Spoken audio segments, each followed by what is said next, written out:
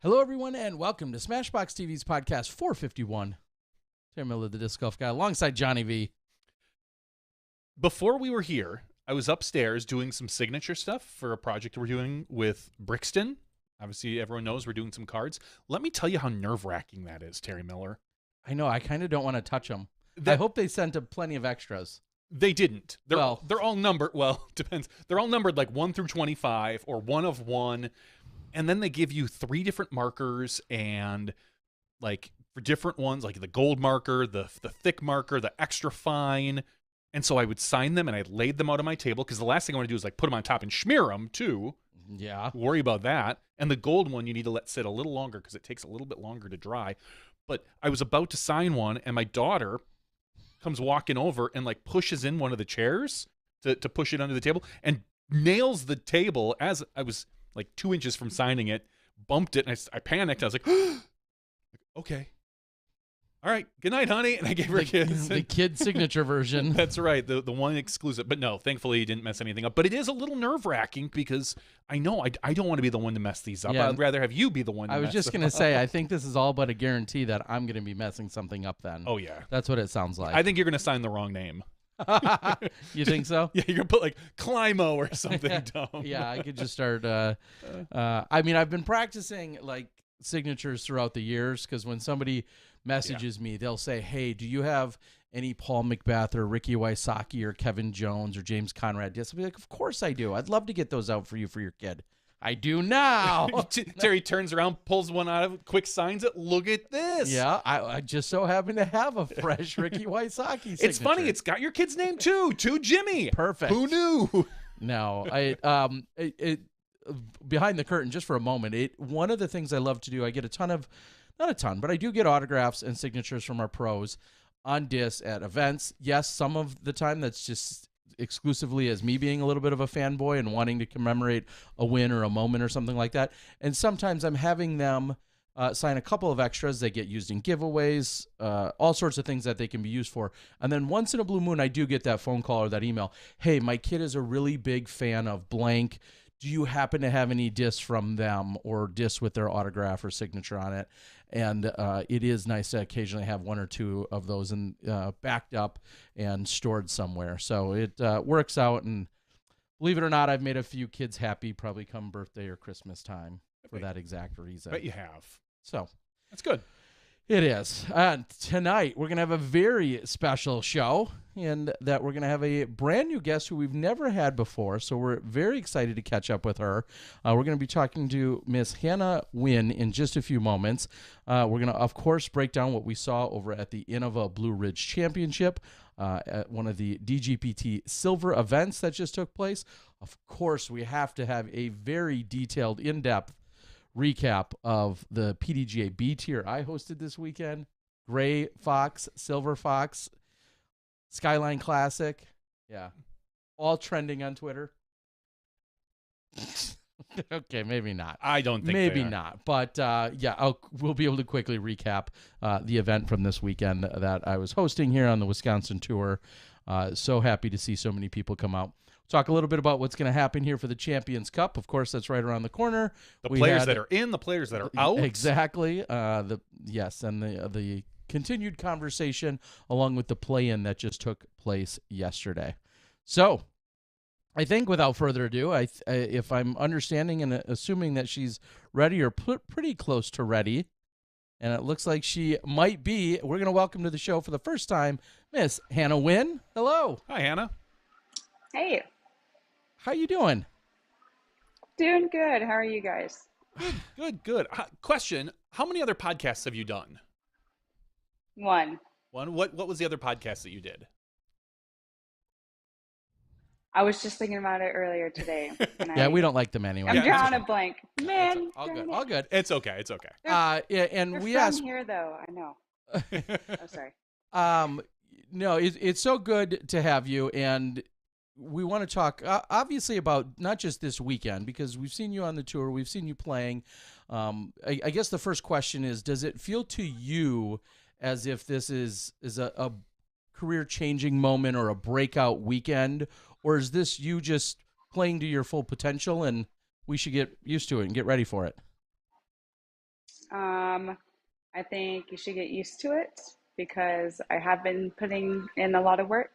And this last weekend, definitely, I got to showcase a lot of my skills and what I can do. And it was just awesome because I stayed really consistent all weekend, which was awesome. It's really interesting because this sounds very weird, but I feel like I've been watching you for a while because I follow a lot of people on social media, including Chris, and then he's always linking to you, and I'm always watching shots of yours. I'm like, gosh, she's really good. And finally, we get to like actually, you perform, take third place this weekend, and you get to come on the show, and we get to know you. So it's really nice to actually get a chance to interact instead of just watching you throw these giant bombs that you throw. Thanks. And I'm going to switch in a different perspective. I didn't know that you and Chris hardly play disc golf because it feels like you guys are just at live shows and live music almost every single day. A lot of metal shows. Right?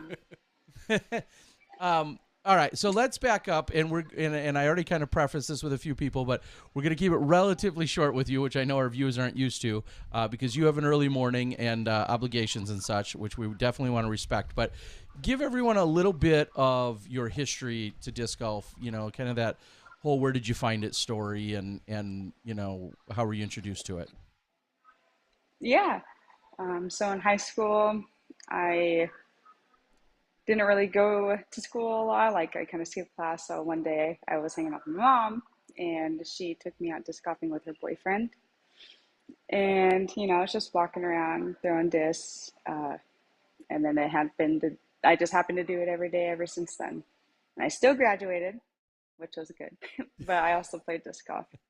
But it was just more like a hang out with family, just kind of thing. And then in 2020, that's when I really started to take it a little more serious and start doing tournaments and leagues and stuff like that. And so you didn't necessarily think, even when you were introduced to it and your early, playing, you weren't thinking like, wow, this could be a career path for me. Or were you? I mean, were you seeing, did you pay attention to what was going on in professional disc golf? Was that something that you even took note of? No, Okay. actually. Never watched tournaments. I knew about like Paul Macbeth and Paige Pierce, of course. And I forgot to say, I started in 2014, my senior year of high school. Okay. So it's been almost 10 years now. Uh, so Wow. yeah, I never really caught up on anything. And And then now your roots northwest, right? yes. Okay. Who were, other than your mom and her boyfriend at the time, who were some of your other influences when it came to whether it was a league round or a tournament round? Did you have any other influences by anyone that you saw or even admired or whatever? Actually, yes, because I'm from Spokane, Washington, Mm. and so are many other disc golfers. Like I can name off Shauna Buzzingham. She Mm-hmm. was on Innova. Melody Bailey, also Okay. on Innova. Nicole Johnson, who was on Prodigy. Mm-hmm. And Sayananda, she is from Spokane. So all of us girls pretty much played together at the same time. So it was really cool to see them and know that maybe I could be as good as them one day. Which is great because, oftentimes, especially with the women that you just mentioned, all of which whom I know, you think about how you go to a scene or an area and there's maybe one or two women that are really passionate that end up, going on to play pro. Everyone knows who they are. But to know that there's this handful or plethora of women that were taking it to a very serious level, like that's almost an anomaly to some degree, right? When you go to an area, rarely are you like, oh yeah, we've got 5 or 6 or 10 really solid FPO players here. That's just not that common. Our numbers aren't there, but you had that. Totally. It's really awesome. A little bit of a blessing in disguise. Okay, so at what point did you then say, you were playing, you found the tournament scene, but then at what point were you like, oh yeah, this I could be a professional at this, and when you decided that, what were the things you knew you needed to do to be a successful professional? Well, that did not happen until last year when I went on tour with Chris on the road. I was thrown into it, just like, here you are, here's fresh blood. And I'm just like, I'm trying to play as best as I can. And, you know, you learn a lot when you're playing every weekend with the best in the world. Um, I'm sorry, I lost track. What was the question again? Just like what did you realize? Like, hey, here's what I need to do if I want to be competitive Oh, with the okay. best in the world. If I want to Yeah, play and be on the pro tour yeah. and survive, here's what I need to do. What are some of those things? You got to practice, man. You got to practice. You got to know your discs, and you got to be confident in your play. Okay. And I think last year I was like, okay, I can throw far, I can kind of putt, but in the off season is when I really put in the work. Uh, and now I'm showing it, and I think I'm right where I belong. And you're with Westside Disc. Talk a little bit about that relationship and you know, I don't want to just say your obligations, but what does that mean to be sponsored by Westside? What does that mean to you in terms of you know, being on tour and having one of the bigger brands sponsoring you? It means a lot. They really took a chance on me. They're just like, all right, a new girl, she could throw. Let's give her an opportunity. And ever since then, I've had a really good relationship with my team manager, Gabe, and our new team manager, Jesse. They have always been supportive, really good communication, and it just means a lot that they gave me this opportunity. And I have all the support behind me, so it's really awesome. And now, when you talk about being able to throw, but knowing that your maybe your putt is one of your is a weakness, does throwing far and well, maybe I should ask, how far do you throw, and does that feel like it's just all very natural to you? Being able to throw, I don't know, farther than most. Um, I didn't start throwing far until the off season. Like I feel like last year max was like 310, 320, but Okay, now I'm like pushing 350. okay. But I think you do need putting. You obviously need putting. Like if you're gonna play good, you have to putt good. So I think I'm putting in the putting work, and And I think it's just gonna come together sometime. yeah, so let's talk specifically about this weekend where you felt like, well, give us your grade. How would you assess, you know, everything that you know you need to work on and everything you have been working on? When you look back on this last weekend, how would how would you grade yourself in a couple of different categories, whether it's putting or driving? What grades would you give yourself? I would give myself putting B minus, Okay. driving A, upshots maybe like a C, but I didn't care because the holes were not long. You know, like Mm-hmm. I feel like this course was really good for FPO. Very scoreable on every hole. You just had to hit your line. You know, just like play really smart. Um, so that's just what I did this weekend. Yeah, we saw the scores for FPO actually better than some of the scores for MPO. Like the course was tuned better to FPO than what we're used to seeing. Normally we see the women score, you know, maybe 10 to 12 under par or something along those, and then the men are scoring 20 and 30 under in these longer events. But this one, you know, the men's course was harder for them and the women's course was hard for them, but appropriately so, because we see Kristen Tatar was at 22, Sarah Holcomb was at 13, and you were at 12. So do you feel like this course do you feel like this course suited the entire FPO field pretty well, or was it more? Um, again, we see three different types of players: Kristen Tatar, Sarah Holcomb, and Hanna Huynh up at the top. Exactly. It suits all players, I feel like. Would you say that this course, how would you compare it to what else you've seen in the last year, year and a half, or the last couple of years? What in terms of playability, everything we're just talking about, in terms of scoreability and such, would you say that this has been one of the best suited courses that we've seen? I think so. Okay. Absolutely. And now, Um, does that immediately translate to then saying, well, yeah, this is also my favorite course, or not necessarily? I mean, those two things I realize don't have to be equal. it's not my favorite course. Okay. I think it's just really fair and scoreable, and it's just beautiful. Uh, I don't know. I just loved being there.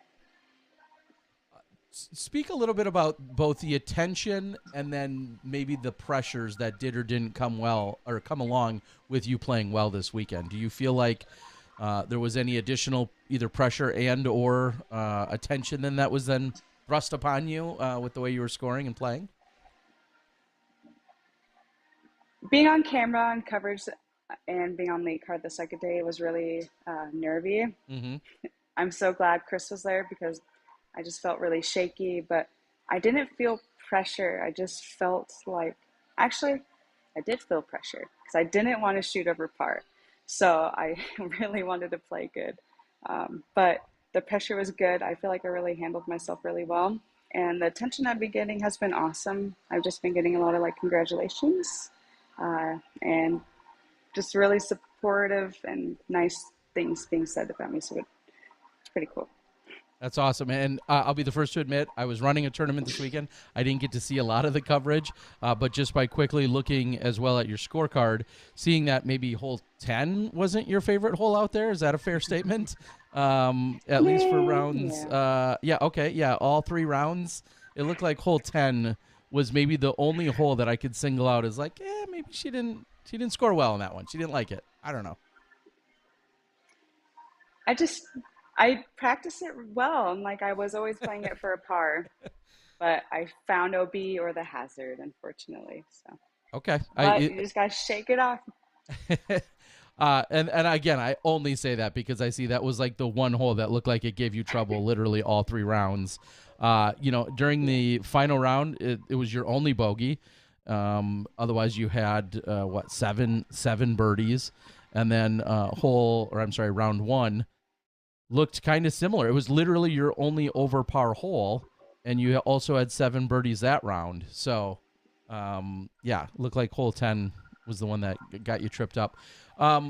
Talk about lead card. I know you just said, you felt a little bit of pressure and you didn't want to shoot over par, cameras. What would you say is the biggest lesson that you can take away as this was, I'm sure, a very growing experience for you? What's the lesson you could take away? That's a good question. I didn't think about any lessons. Okay. Well, yeah, I don't know. I don't have an answer right now. Okay. Fair enough. Let's talk about momentum. What does this do for you knowing you just had one of your best weekends to date, and now we're heading into the famed, beautiful W.R. Jackson course, a PDGA major, the first one of the year. What does this do for your confidence and for your overall mentality heading into this weekend? My mentality, I'm known for like kind of being down on myself and being like, up for now, I would be like, oh, I had a good weekend, so maybe this weekend I'm not going to play very well. But I can't think like that.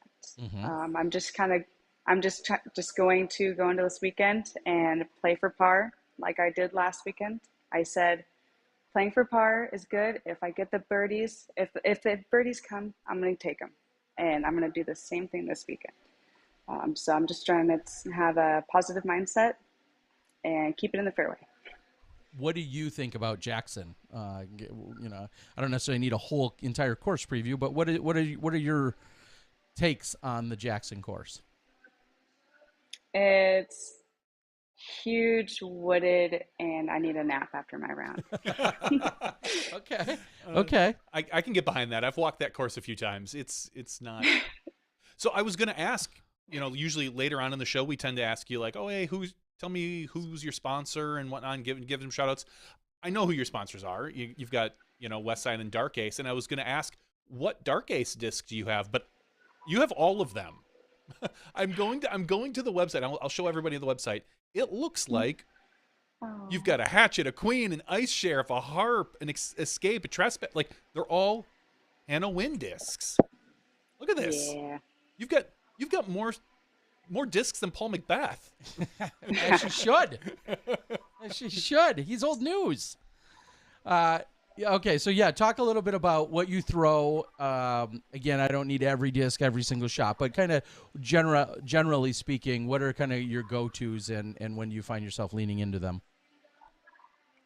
So for distance shots, as you would see in the coverage last weekend. I throw the king a lot. Okay. It's just my favorite distance shot. It does everything you need it to do. Okay. I also throw the escape, the river. I throw the fuse, and I putt with the hope. Okay. And again, you being sponsored primarily by Westside, part of the agreement in your situation, I think everyone's just a tiny bit different, but within Westside, you then have the option to be throwing both dynamic discs as well as latitude discs in addition to your Westside discs. Is that correct? Well, obviously. Yes. Yeah, it is. It's obvious. Yeah, okay. I knew that answer. You just said that. Is there ever a concern, whether it's Westside or yourself, to feel like, man, I want to be throwing more Westside specifically? Like, is there ever a thought of like, oh, in 5 years, I really do hope that every disc in my bag is a Westside disc, or is that not even necessarily cross your mind of you or them? No, I definitely tried doing that this last off season. I really wanted to switch out everything I had in my bag and throw Westside. But I can't let go of the Grace, man. I forgot to mention the Grace. The Okay. Grace is my, I can't replace it. I hear that honestly a lot from Yeah. anyone that throws those discs. It's like the Grace or the Supreme now the Supreme Grace. Yeah. And things we've got. Right. Is it Supreme or they have a different name for it? I think they have something along those lines. But those Yeah. the Grace is extremely popular, and I'm looking forward to getting my hands on one soon. Yeah. So good. And it's funny because obviously a signature disc of Kristen's, and then I always think about those. I don't want to call them mind games, but way back in the day, a Ken Climo would be playing on a card, and his 3 card mates would all be throwing discs with his line, and now stuff has become so much more diverse and popular across. But talk a little bit about playing with Kristen and some of these other women who are on lead cards all the time. Was there any kind of words or exchanges that you had with them that you felt was either extra special or something that you could take away from it? Yes. So I have not played with Kristen Tataria. And so when I did, I was super excited. And during the round, I got to tell her that she is one of the women that I looked up to when starting my disc golf journey. So last couple of years. So she has been an inspiration to me with how humbling she is. She's so kind. She's just such a good disc golfer. And I got to tell her that. And she just said, thank you for letting me know that. And, it made her feel good. And we just exchanged really kind words to each other. It's really awesome. I've got to play with Sarah Hogan before, and I've got to play with Owen before. Really great girls. I like them a lot. So actually, one time at this Las Vegas challenge, we're playing together, and I was really nervous. First hole, and my leg was shaking when I was putting like really violently, and I kept missing my putts over and over. And Sarah was like, "You just need to breathe, just breathe, focus on your putt." And I made my putt, and it was nice to have those words to help me through that. I think that's awesome. And I think there's a lot of people don't understand that can and does happen within our sport, even at a professional level. And clearly, as you're working yourself into the professional ranks and trying to come up and be competitive with these women that you either admire or have looked up to, at the same time, there's just a human component to all of this, and them recognizing where you are, and they were just there a matter of years ago in some capacity. And I think that's really an incredible part of our game and of the culture, really. Mm-hmm. So is there anything out of the norm that somebody may be shocked or surprised to see you guys doing this year? Has there been anything on your bucket list where you're saying, oh, I'm actually not going to play in blank tournament because we're going to do something completely off the beaten path? Is there anything? I love this question, and usually it's boring. No, I'll be at everything you expect. But you've got something good for us. Yes. What are you doing? Okay.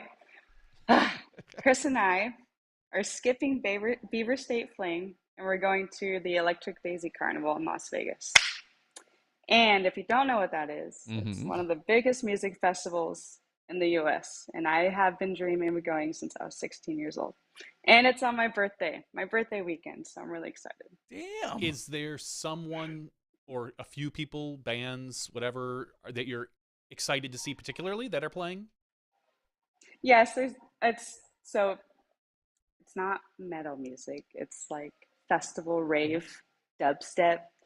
So yeah, there's a couple artists that I do want to see. But unfortunately, this year's lineup was a little lame, but that's okay. I'm just so excited I get to go. I was just gonna say I'm looking at it now. Is there anyone you would recognize, Terry? I'd have to Name a couple DJs. Oh my gosh. Steve Aoki? Definitely Frost Steve Stop. Aoki. Right? Is he Frost playing? Stop. No, is he playing? I don't know. You just said name one, and that's the only one I can really know. I'm excited to see Borgor. I know Borgor is going to be there. Ooh, Excision. Excision is like the man of dubstep, like headbanging music, you know? Okay. Yeah. So yeah, it's a 3-day festival, so I'm really excited. And here's what I'm gonna say. I'm going to be excited to be at Beaver State this year. But what really matters is everybody is excited for Beaver State Fling and to be at that tournament. It is always on the bucket list of tournament golfers, of casuals and tournament golfers.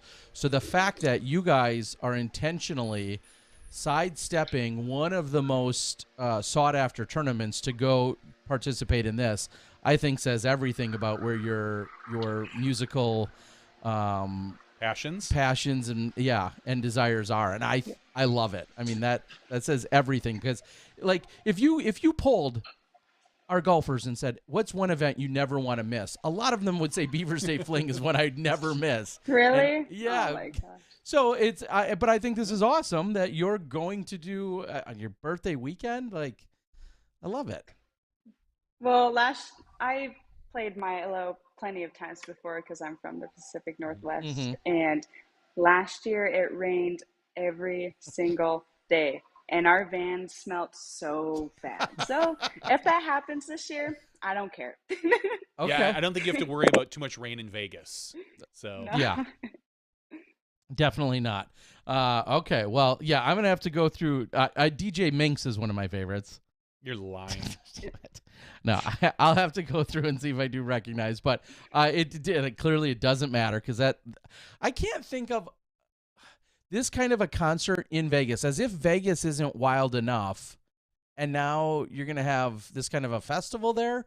Like, this happens every year. Really? Like it's been going on since like the 80s, man. Yeah, It started. this is the 30 year, I think it says on the bottom of that. It's Yes. the 30-year anniversary. Yes. Oh my gosh. which is Sorry, yeah, I'm so longer excited. than you've been alive, right? Yeah. Yeah. Okay. Awesome. Okay. I love it. So you are definitely now. Is that just a flight down in and out for the weekend? Is that kind of the plan, or will you guys drive and do that whole thing? So after OTB, we're driving to Spokane to my house, and we're gonna fly, come back, and then drive to the Washington Silver Series. I think that's Okay. Sheldon Springs or Cascade. I don't know. They changed that. I think Yeah, Cascade Cascade. I sounds think right. is the latest. That sounds familiar. Okay. All right. Makes perfect sense. Huh. I love it. Awesome. Somebody says to ask you. Am I supposed to ask you about? Your best mosh pit experience? Could you narrow that down somehow? That seems like a big question. Yeah. It would be my first mosh pit at a Wow. Day to Remember show. I was like 15, and I was in it, and I fell, and I was really scared. But someone like picked me up and said that you're all good, man, and then that was it. I think that was my best mosh pit experience I had. Okay. I think one of my favorites when I was younger was everybody was moshing and someone lost a shoe. They stopped the mosh pit and they were like, "Did you find this guy's shoe?" Someone holds up the totally. shoe, throws it to him. He walks out. Everybody goes back in, and it's like, that's a very nice mosh pit right there. I'm curious. Do you know who Knocked Loose is? No. No, we do not. No? Okay. What's the story? Anyways, they played at Coachella this last weekend, And do you know what Coachella is? Yes. Yes. It's like pop music, radio music, whatever. Well, I But mean, Knock Loose is okay. Sorry, no, it's not. Whatever. Okay. It's not whatever. sometimes it depends. It depends on the Yeah. thing, but yes. Like yeah, Knock Loose is there. It was like a hardcore band, Yep. and everybody there was like diving off the stage, circle pits, and these are like this is at Coachella. It Yeah. was just super funny. Yeah, because usually Coachella tends to have the rep of a little bit more hippie, a little bit more Vibe. vibey kind of thing. Yeah. When I was younger, I wanted to go to Coachella, and now I'm kind of at the point where it's like, maybe I would go. I think I would probably still go. It'd probably be a lot of fun, but Yeah. I don't think it necessarily lines up with the musical artists and talents, and it's certainly nothing like this in Vegas. But we have Summerfest here in Wisconsin. Have you ever been anywhere near the Midwest for Summerfest and the huge music festival we have here in Milwaukee? Have you heard of Summerfest? Okay, it's not definitely. I would not say it's necessarily up your alley, but the fact is, it's still one of the larger music festivals. Yeah, they usually say it's the largest music fest in the nation. Now, it used to be 2 solid weeks of just bands. Now I think they've got 3 separate weekends from like Thursday through Sunday. And then it's just you pay your $20 and you walk around, and there's just tons of bands. Anyone you could ever imagine is playing at some point. Yeah. Was that happening last year during the women's tournament? Yeah, it might have been because that was right at the beginning of July, Yeah, and at US Summerfest takes place the last week of June into the first week of July, and so it would have been about an hour east of Madison is where Milwaukee is. So yeah, it very well could have been, or you may have heard something about it at that point. Totally. So, anyway, again, by comparing the lineups, I'm not sure that you would enjoy it nearly as much as where you're typically going. But I it's, like music. I'd say I think the hardest band I've ever seen there was The Used, many years Oh ago. my gosh. And they're like soft, like they're compared to a lot of the different metals, and that's and I only saw them because there was a band that opened for them that I wanted to see, so we hung around. But on a scale of 1 to 10, how important, how influential, and how much is music part of your life? It's very important. I've just my parents growing up listened to a lot of music, and I just don't know how to describe it. It's just been with me ever since, and every song, some songs hit me harder than most. I just don't know how to describe it. Music is just really influential to me. Yeah, when I see the post from you or Chris, it feels like almost every post is some form of concert or music festival or something of that nature, and I always think like, holy shit, these guys are at it every weekend or every opportunity, just living their best life off the course, and so involved, and I love it. It's awesome. So a question that my friends and I will ask each other in general: is there a band out there right now touring that you haven't seen that you really want to? Like who is out there? that you've either missed, or it's like, oh my god, we're in Portland for 2 weeks, and then 3 weeks later they were there. Or yes, I get it. Just touring pros.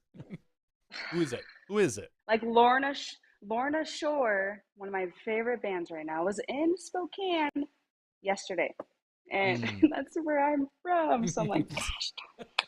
So I'm looking at all my friends' Snapchats and watching it. I know. Whenever I travel, I always look at like what's going on that night, what bands are playing. If I have to go to Florida or wherever for work, do you do that? Do you kind of map out like bands as far as along the tour and things that you're going to go find out and see? Yeah, like I have this app called Bands in Town, and you literally just set your location and tells you everybody who's coming either that day or the weekend. Oh. But yeah, when I see like Chris's or I's favorite artist on tour, it's fun to see if like we can try to work it out. So yeah. All right, I think my last music related question is, okay, who else goes to as many or is as interested in and is right there along with you guys? Is there any other touring pro or player or tour manager, anyone else that is like, you were like, oh yeah, you're here. Like every show, you just expect them to be there as well. Is there anyone else that's going to as much as you guys are? Someone who I'm thinking of is Paige Pierce, Mm-hmm. but I don't think we go to the same shows. But she Okay. does love music. But there is this one instance last year. Chris and I are going to see Keizo, another dubstep artist, and we get there, and Leah Jenny is there, Okay. Matty O is there, Kevin Jones is there, Paige Pierce is there, Nate Perkins, and like all of us are sitting on the dance floor, and we're all just like headbanging and dancing together. It was just so cool. It was so cool.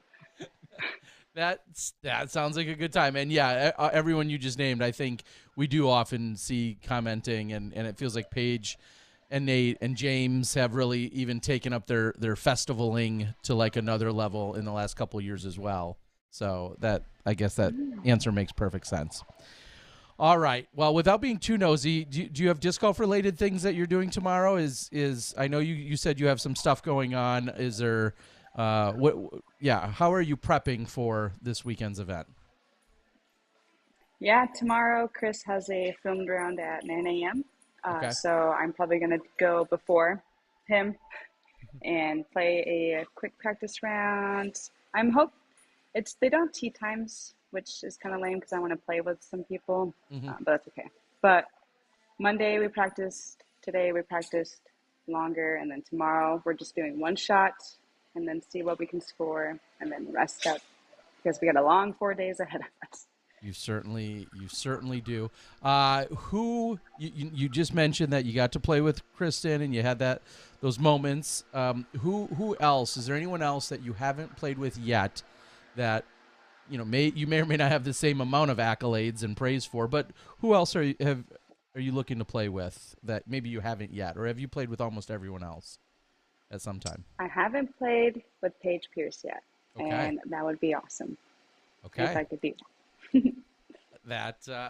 Usually if you're playing on Paige's card, you've done something quite well. Exactly. And that's a good sign. I mean, anytime you're in her company on one of the, after the first round, usually that means something good. I know she's had a few struggles, but that's often a good thing. So, all right. Is there anything, this is open floor for you to list off any additional sponsors, ways we can find you on social media, if you want support, how people can support you. Give everyone the rundown. Sure. So I am sponsored by Westside Discs and Darkest Apparel and Local Line Apparel. They are all amazing companies. Go ahead and check them out. Oh gosh, I'm having a brain fart. I'm sorry. Okay. Yeah, my Instagram handle is always winning. Mm-hmm. And my last name is Nguyen. So a lot of people are like, what the heck is your Instagram handle? It's always winning. And Yes. yeah, just go ahead and find me on there and give me a like or a follow. Awesome. I just linked to it here in the chat right now under Always Winning. So I've got you listed there. We'll try and get it into the show notes, into the description of the video as well. But yes, you can go out and then, like you said, we could go out and find you, support DIS, and everything else on all those other sites that you just mentioned. Yeah, totally. Discs and socks and towels. Yeah. All right. Well, we're gonna cut it short with you so that you can get up for your early morning. I know it's even an hour later there over there in Georgia, and I'm glad we had the conversation about which time zone we were both in, so that there was no confusion here. And so I do sincerely. Totally. You said you're like an old woman. How is this that you go? How do you go to all these concerts and have all this fun, but then you tell me that you're normally in bed by like 9 o'clock? Something's not adding up there. Yeah, I'm like kind of dreading EDC, like staying up super late already, but I just gotta do it, man. Well, I don't know. I just love mornings. Like if I go to bed at 9, I can wake up at like 5 and it's just peaceful. Chris is sleeping and I can do whatever I want. I just love mornings. And I mean, you're lucky because the majority of the time the FPO are playing in the morning, so it makes a lot of sense for you to be kind of that, Yeah. go. All right. Some women are like, man, I'm so tired. I haven't had my coffee. As soon as I wake up, I'm like, good morning. Hello. All right, so you're the spark of energy running around out on the course, waking everyone up. I love it. Well, Hannah, congratulations on the stellar play this weekend. As you said, we're hoping that this is just the first of many, and we hope that you also get to have those experiences playing with other top-level competitors, because as we know, when you're playing with Kristen or you're playing with Paige, you're almost guaranteed to be in a very competitive position anytime you're on their card, and that sounds like it's going to be a bonus perk for you moving forward for a little bit. But thank you so much for joining. I know the world loved hearing a little bit more about you and getting to know you a little bit more tonight. So thank you so much. Cool. Thank you for the opportunity. All right. Good luck to you this weekend. Good luck. Yeah, good luck this weekend. We'll be at the watching major. and paying attention. And, we'll look forward to seeing how things go for you at the first major. So good luck, and we'll see you later. Good night. Awesome. Thanks, All right, guys. good night. See ya. Bye. All right. Awesome. Hanna Huynh. She told me earlier that she goes to bed early, and I just didn't. Of course, I know you can separate your fun from your business. But You can't. Other people can. But you can't. to have her say that she loves to do these wild concerts and outings, but then loves to get up early. Well, that sounds like a 24-hour gig to me at that point.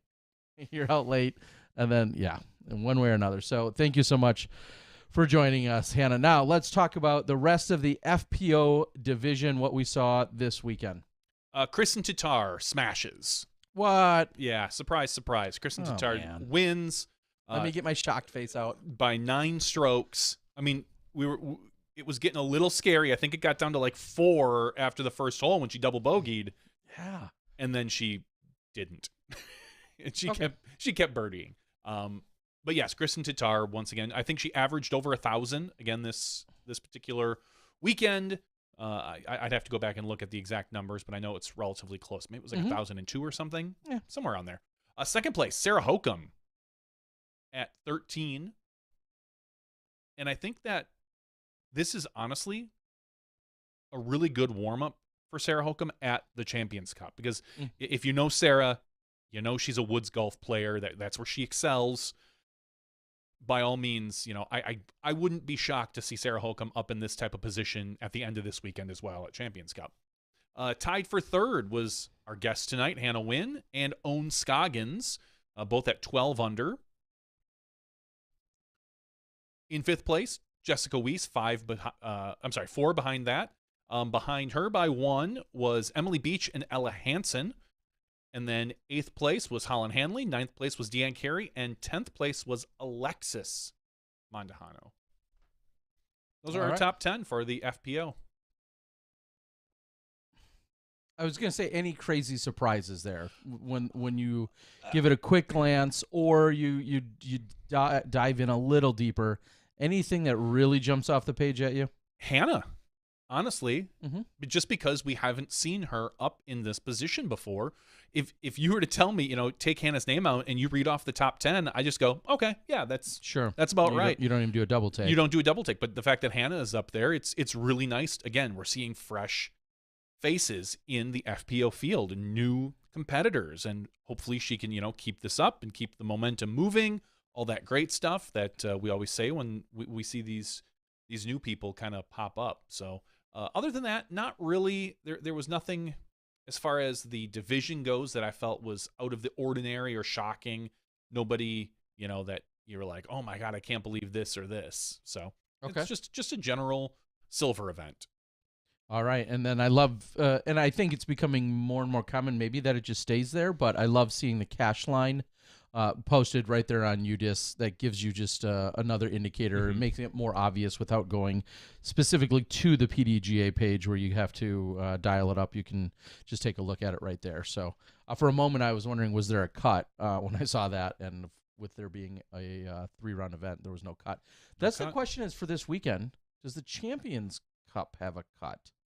And I guess we could maybe ask or think about that more in a minute, but that's something that just hit me. It's a 4-day event, 4-round event major. Does it cut down? Is there a cut on the 4th round? That's a good question. So,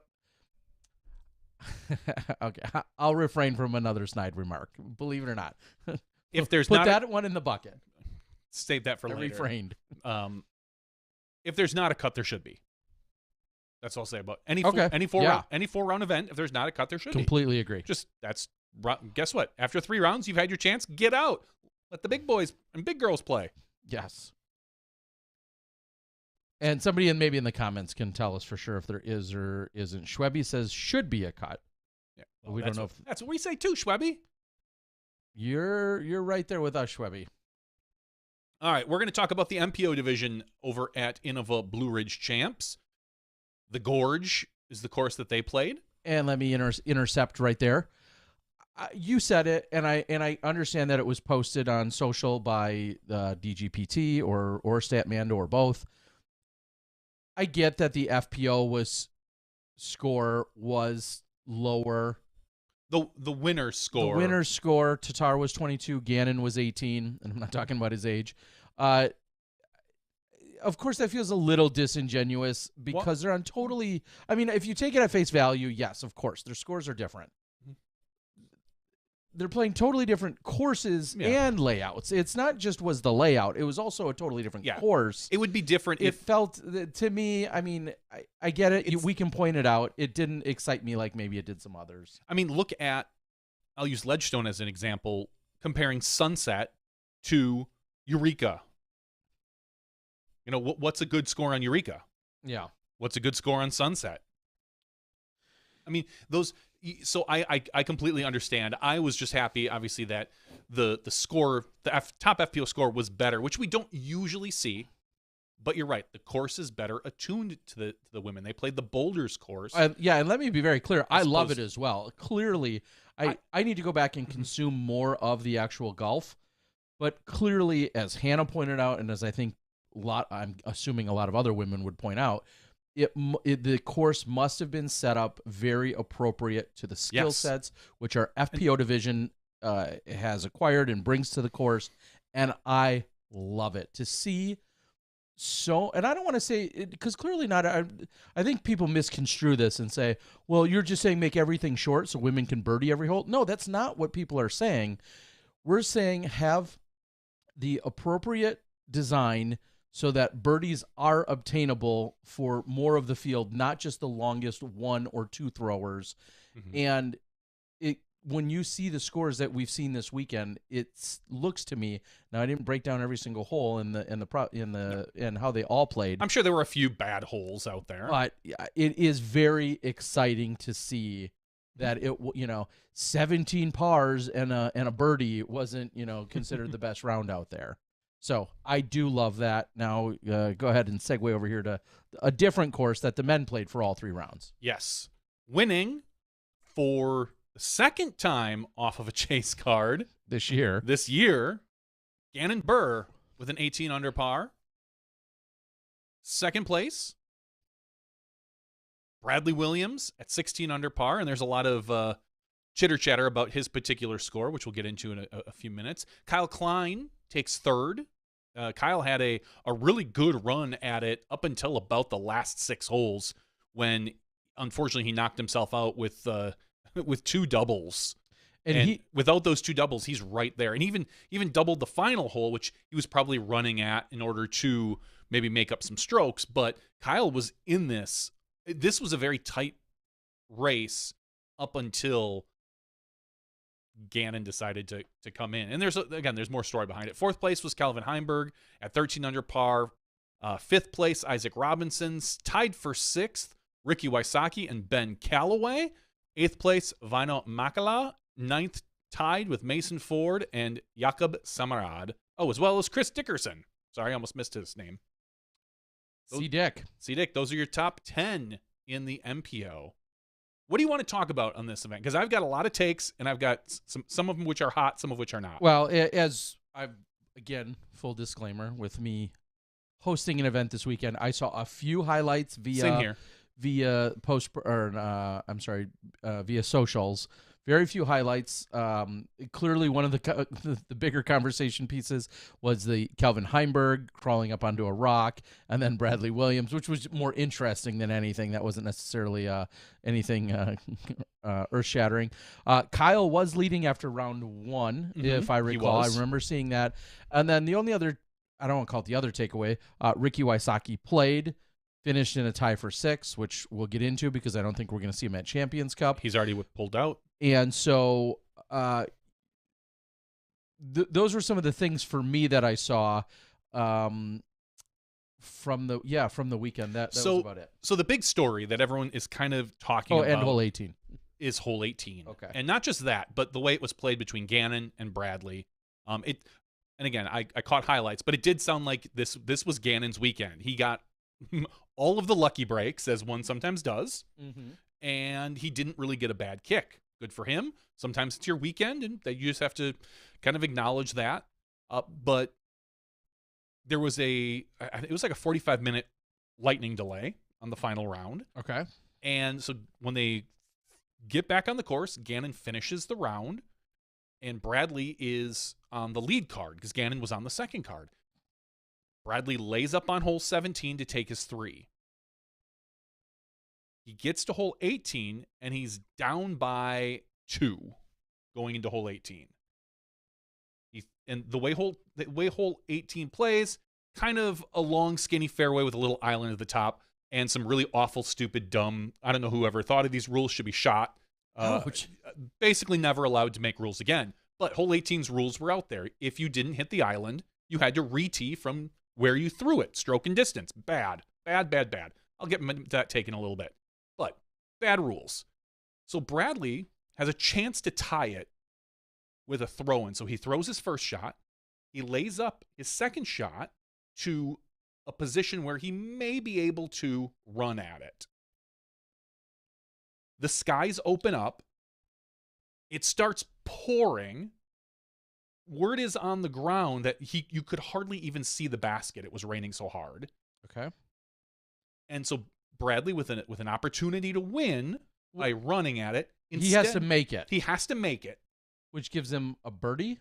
Which would give him a birdie. Now, this, again, he threw a shot, and then he threw another shot. So he didn't go for the island on a second shot. He laid up, so he's even closer. So he has a run at the basket. He lays it up. Doesn't even lay up to the island. He purposefully lays up previous to the island because he knows if he runs at it and misses, he has to take it from his position. So instead, what he does, he concedes the bogey. He lays up to before the island. He lays up another shot under the basket on the island and taps in for his 5. And the argument... But that's still a bogey. Correct. Why? Yes. He concedes his bogey. He takes it. He decides on his second shot not to go for the island on his third. He lays up, like, short. So if he pitches over, though, that's his third throw. That would get him his par. And so the big concern here is that, again, down by 2, his second shot, he could have run at it and gotten it. But he didn't. He conceded his bogey. He could have taken the birdie 3 instead of the 5 and tied. He could have run at his third shot to win. But instead, he laid up not even to the island. He laid up short of the island. So he laid up twice. Yeah, okay. Yeah, that I felt like sorry somehow you were missing. He literally laid up twice. So the argument is, are you playing to win? Or are you playing? Well, and then at that point, he's clearly not playing to win. He's clearly not. But the discussion is, on that particular should you play to win? If you're in Bradley's position, you have a chance to win a silver event. If you have a miraculous throw-in, probably we'll just say maybe you've got a 1 in 100 shot of putting that in. But the problem is, if he misses that, he goes back to his stroke and distance. Then he maybe has to go at the island again or lay it up, put it in, and who knows what that second layup could look like. You know, just it's the reason why in the NFL they kick field goals on third down. You just don't know what's going to happen, and you might have to take another kick. He chose to take the safe route. And then he went on Instagram and said, "Yeah, my plan was to lay up on 17, and originally the plan was to go for it on 18, but with what happened with the weather, took it out of contention. I didn't feel comfortable. I didn't want to do it." And so the argument is, do you go for the win? It was $1,000 difference between second and third. Do you take the $1,000 in your pocket? Is that more valuable than the tiny percentage chance of winning this event? Well, I mean, he has to. I mean, are you saying even tying. with forcing a playoff? Forcing a playoff, we'll say. Kind of Conrading, not winning, of course. Giving yourself the chance to win, to get to a playoff.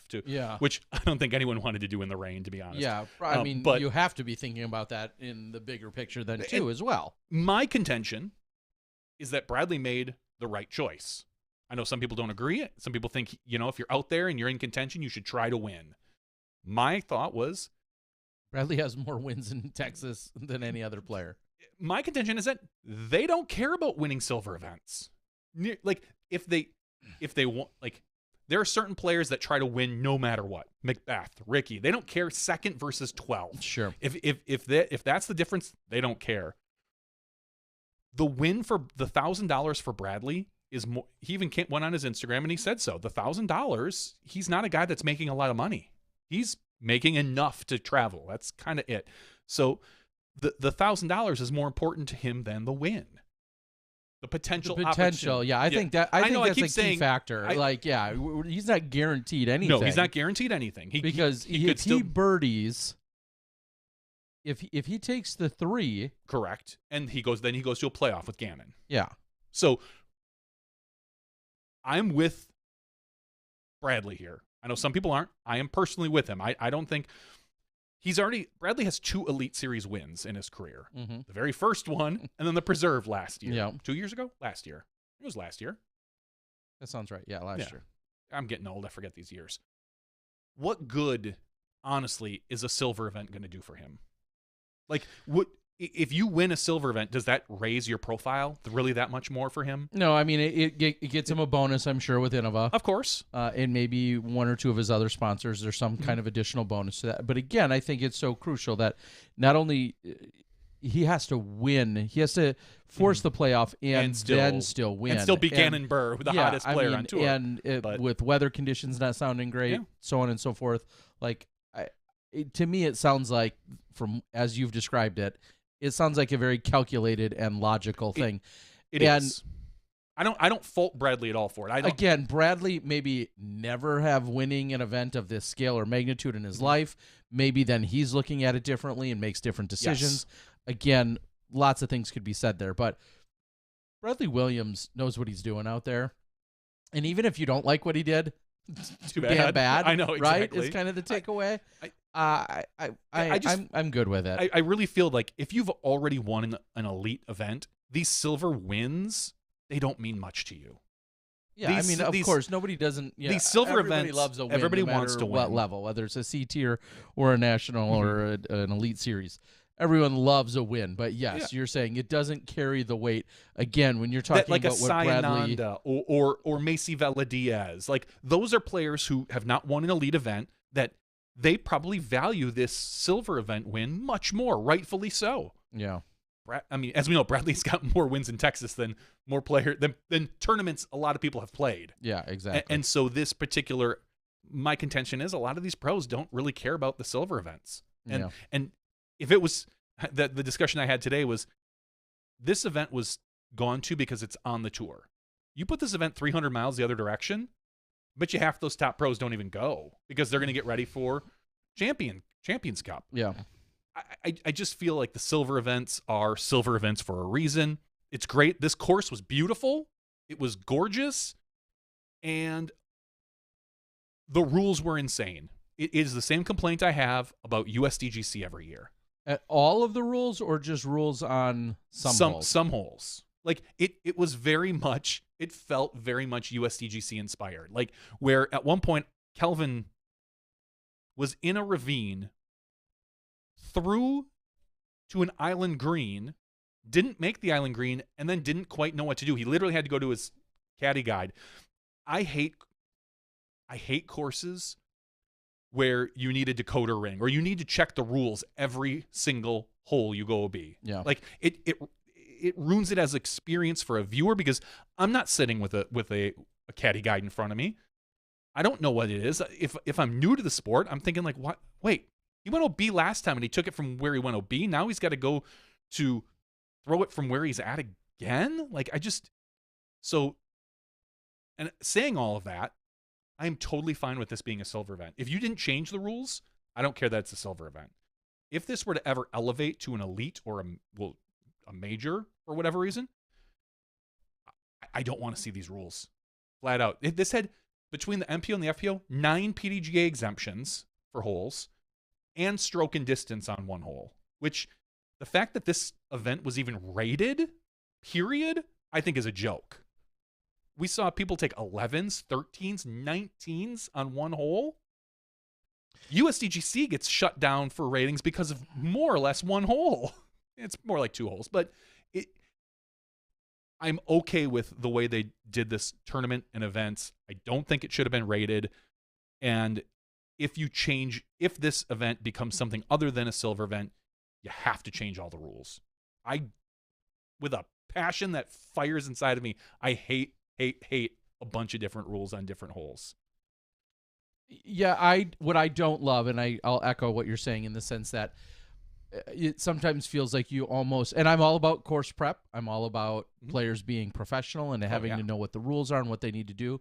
But when you go to an event like the USDGC, sometimes it does, as you said, you have like the caddy guides are incredible. They're gorgeous. They're gorgeous and they look great, but there's also what feels like 2 or 3 pages of legalese on them when you're opening them. And just like you said, there's this confusion factor that sets in of like, wait, I went OB here. Wait, this has yellow rope or this has... It used to be red rope or yellow rope. Various colored ropes. Now they're getting... Anyway, this is on the green or that's on the green or whatever. And like you said, it's for...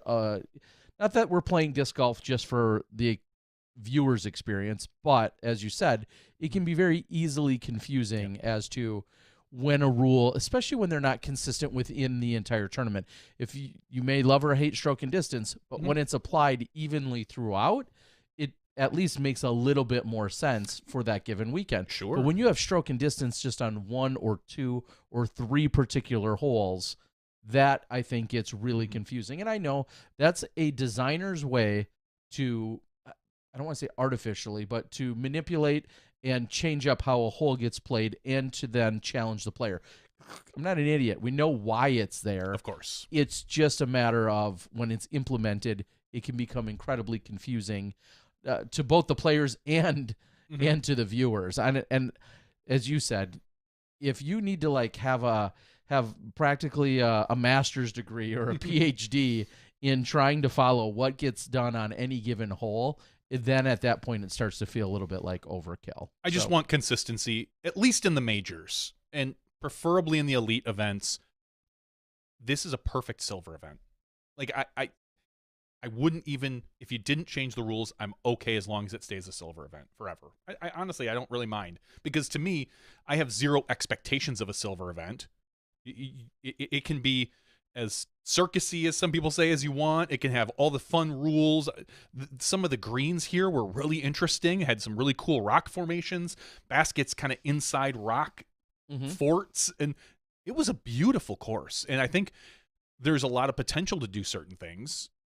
I just wouldn't want. I'm a little disappointed in the PDGA in that this was rated at all. That's the one big takeaway. I don't think this should have been rated. You just make it an X tier of some sort and move on. That's fine. Keep all the rules. Make it an X tier. Go. Because we're definitely and this goes along with the USDGC logic.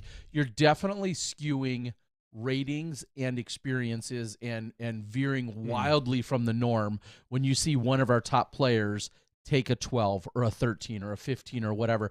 And that's not to say that I mean that's exactly what it is. It's just not the norm, and it's not because the shot is so incredibly difficult and no one can handle it. I mean, you look at hole 3 at Music City and everyone's like, well, I don't know how to handle this, the design, this and that. Like, it was still a very parable basic shot that was awkward. When you come to some of these other shots, 18 wasn't necessarily difficult in that sense. It's just the way that it was played and then the punishment that went along with it. It was the punishment, really. And let me say, this course, it forced players to throw some shots you don't see a lot of, big flex shots, like forced flex, and Anheuser's, like pure Anheuser's off the tee that have to come back. And just, I liked the course. I'm going to be clear about that. I liked the course. and I hope we do see this on tour more. I think this is a perfect. The only downside is the cell signal issue. There were issues, a little bit of issues with UDisc at times not updating. PDGA Live was fine because I think it's programmed a different way so that it kind of can take the outages a little bit better than UDisc can. But the cell signal up there for live, you could tell that the cell signal was mediocre because it was a little bit blurry at times. They kind of had to work around a hole or two. And my understanding is that our normal backpacks, which are on about a 2-second delay, the longer the delay, the more buffer that the system has. So it can pull in the data, work it, and send it up. The longer that is, the better chance you have of not having interruptions. We're normally on about a 2-second delay. Sometimes we can go down to 1 on a really good course. This was on a 10-second delay. Wow. So this was very similar to how we used to do things, 5 years ago. And that's very difficult from a production perspective to talk to your cameramen who are 10 seconds ahead of you. Yeah. And it's so a whole different. It's a whole different directing experience. And it's definitely a miracle of broadcasting this weekend, says Mo. Mo's getting the feeling of exactly how we used to play it, where the director or producer isn't hardly producing. They're really kind of playing off of what the cameramen do. You're relying on your cameraman a lot more to do things. Future instructions, which normally you tell a cameraman to do something and they do it. This one, they're kind of leading the show and you have to trust them so much. And it is a whole different experience. So props to the crew who was in the booth, and not only just the commentators, but the cameramen, the producer, director, all those guys. You did a phenomenal job with what you had, and coming from my perspective, I can see that. So good job. I didn't see it, but I assume they did great. I'm gonna go with that. That's not what you said. You were like, God, man, these guys. Real quick, we were just talking about ratings earlier. You mentioned it. Assuming the ratings count and follow through as we expect that they would at this point, Kristen averaged 10-10 golf. 10-10. 10-10 golf on the weekend is what Kristen averaged, and Gannon, I think I saw 10-65 essentially was the average for him on the weekend to see that. And then I think I saw during the final round, there was one birdie on hole 18 during the final round, which is crazy. There was only 3 birdies during the second round, and during round number 1, there were 6 birdies. So that better weather. Sure, just in general, though, when you're talking about first round, 10 people birdies, going at things that you just are like, I'll try it. 10 birdies on that hole for the entire weekend. And I guess maybe another question becomes, and then we can drop this, is does that hole feel differently to players, to spectators, to everyone else if it's not the 18th hole? If just randomly that's hole 2 or that's hole 9, does it feel a little more palatable as opposed to not with those watching some of these players and then watching somebody end their round on a 10 or an 11 or a 7 or whatever? It's kind of leave a bad taste in your mouth. That's why I'm just saying, does it feel different if that particular hole is somewhere else on the course? I think number-wise. I think it probably feels better as a player. As for me as a viewer, it doesn't change my perspective on the hole. I still don't like the rules of the hole, regardless if it's the 2nd, the 5th, or the 18th. But unfortunately, with the way the rules are, I think it kind of wrecked the excitement of the end of the tournament, which a lot of people love. A lot of people like those really exciting last 2 or 3 holes. Like, oh man, we're going to see something happen. Because of the way the rules were not enforced, but were created, I feel like it really dampened that. And so, and that's, again, that's a personal preference. If you don't want 18 to be like the deciding hole, then that's fine. I'm okay with that as a course designer. I feel like we rely so heavily on, let's get to the 18th hole, and then we're gonna give them the craziest, hardest hole we can imagine because we want to see players the drama unfold. The drama unfold on 18 when it's kind of like, do we need to do that? Yeah, it is exciting, but it's kind of Yeah, I don't know. You've worked for 53 other holes to do your best, and then they give you this hole at the end that you've played 2 other times that could sway the tournament. But again, it's all about playing smart. Keep it a silver event. I'm good. There's a lot of hurdles in order for it to be an Elite Series event, which I don't think could in general be overcome anytime shortly. I will go ahead and follow up that. Thankfully, I did 2 seconds of research. I was under the impression that we were going to see, I don't know why, I do understand why, that this was also going to be the host of the U.S. Women's event later this year. And if my 2 seconds of research tells me this is not the venue, and for some reason I thought it was. Oh, really? But I'm seeing that it is listed in Burlington and at Cedar Rock Park, which I don't know. I just assumed for whatever reason we were here. I know this venue has really been, coming up and doing what they're doing. For some reason, I had at some point in my own brain affiliated the event with this property, but it does not seem to be the case, as that's taking place in Burlington, North Carolina. So I'm glad I didn't carry on with anything else there. But I'll admit that's what I was thinking leading into this, honestly. I thought, oh, this is a great preview. This gives us some ideas, but it really does not. So. It does not. Let's move on to Champions Cup talk. We got rid of what happened. Oh, well, wait. No, we'll save it for after show. We'll save your skyline for the after show, Terry. I guess. I mean, nobody puts my B tier baby in a corner. These people have to have something to come back for. That's true. I mean, that's true. Wanting to know what took place at my B tier this weekend. That is, we're going to tease that one out. Tease that one out. Champions Cup. Yesterday was the play-in event. We saw some players make it. We saw some players did not make it. Some top players. That's how play-ins work. Interesting. The players that did, oh gosh, I'm gonna have to pull up the list now.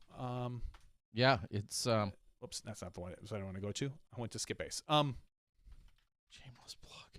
I did. That is, yeah. If you want to go to Skip Base, there is an article out there about the players that made it and the ones that didn't, who's in, who's out. Yeah, you'd think this would be all on the top of your head then, instead of having to go look. You would think that, but you'd think wrong, Terry. So I do know that James Conrad won the play-in event, which got him off the waiting list. I'm just going to dub this the waiting list open. So you can take that for what you want. It was listed.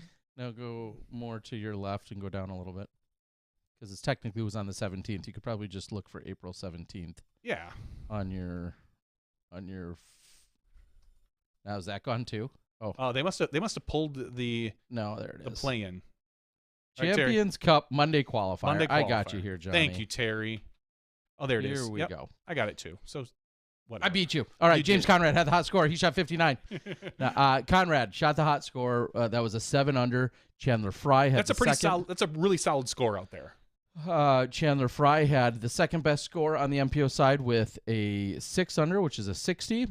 Aaron Goose Gossage shot a 5-under, along with Nate Perkins, along with Dylan Horst, along with Tim Barham, along with Andrew Presnell, along with Matt Dollar. Those 4 unders were, in fact, the cutoff. All 8 of those competitors, there was not a tie at that point, which could have made things even more interesting, but 8 competitors were going to move into the Champions Cup, the actual event, and then it ended up being, a 4 or 5-way tie for the spots that came to exactly 8 in total, and that 4 under.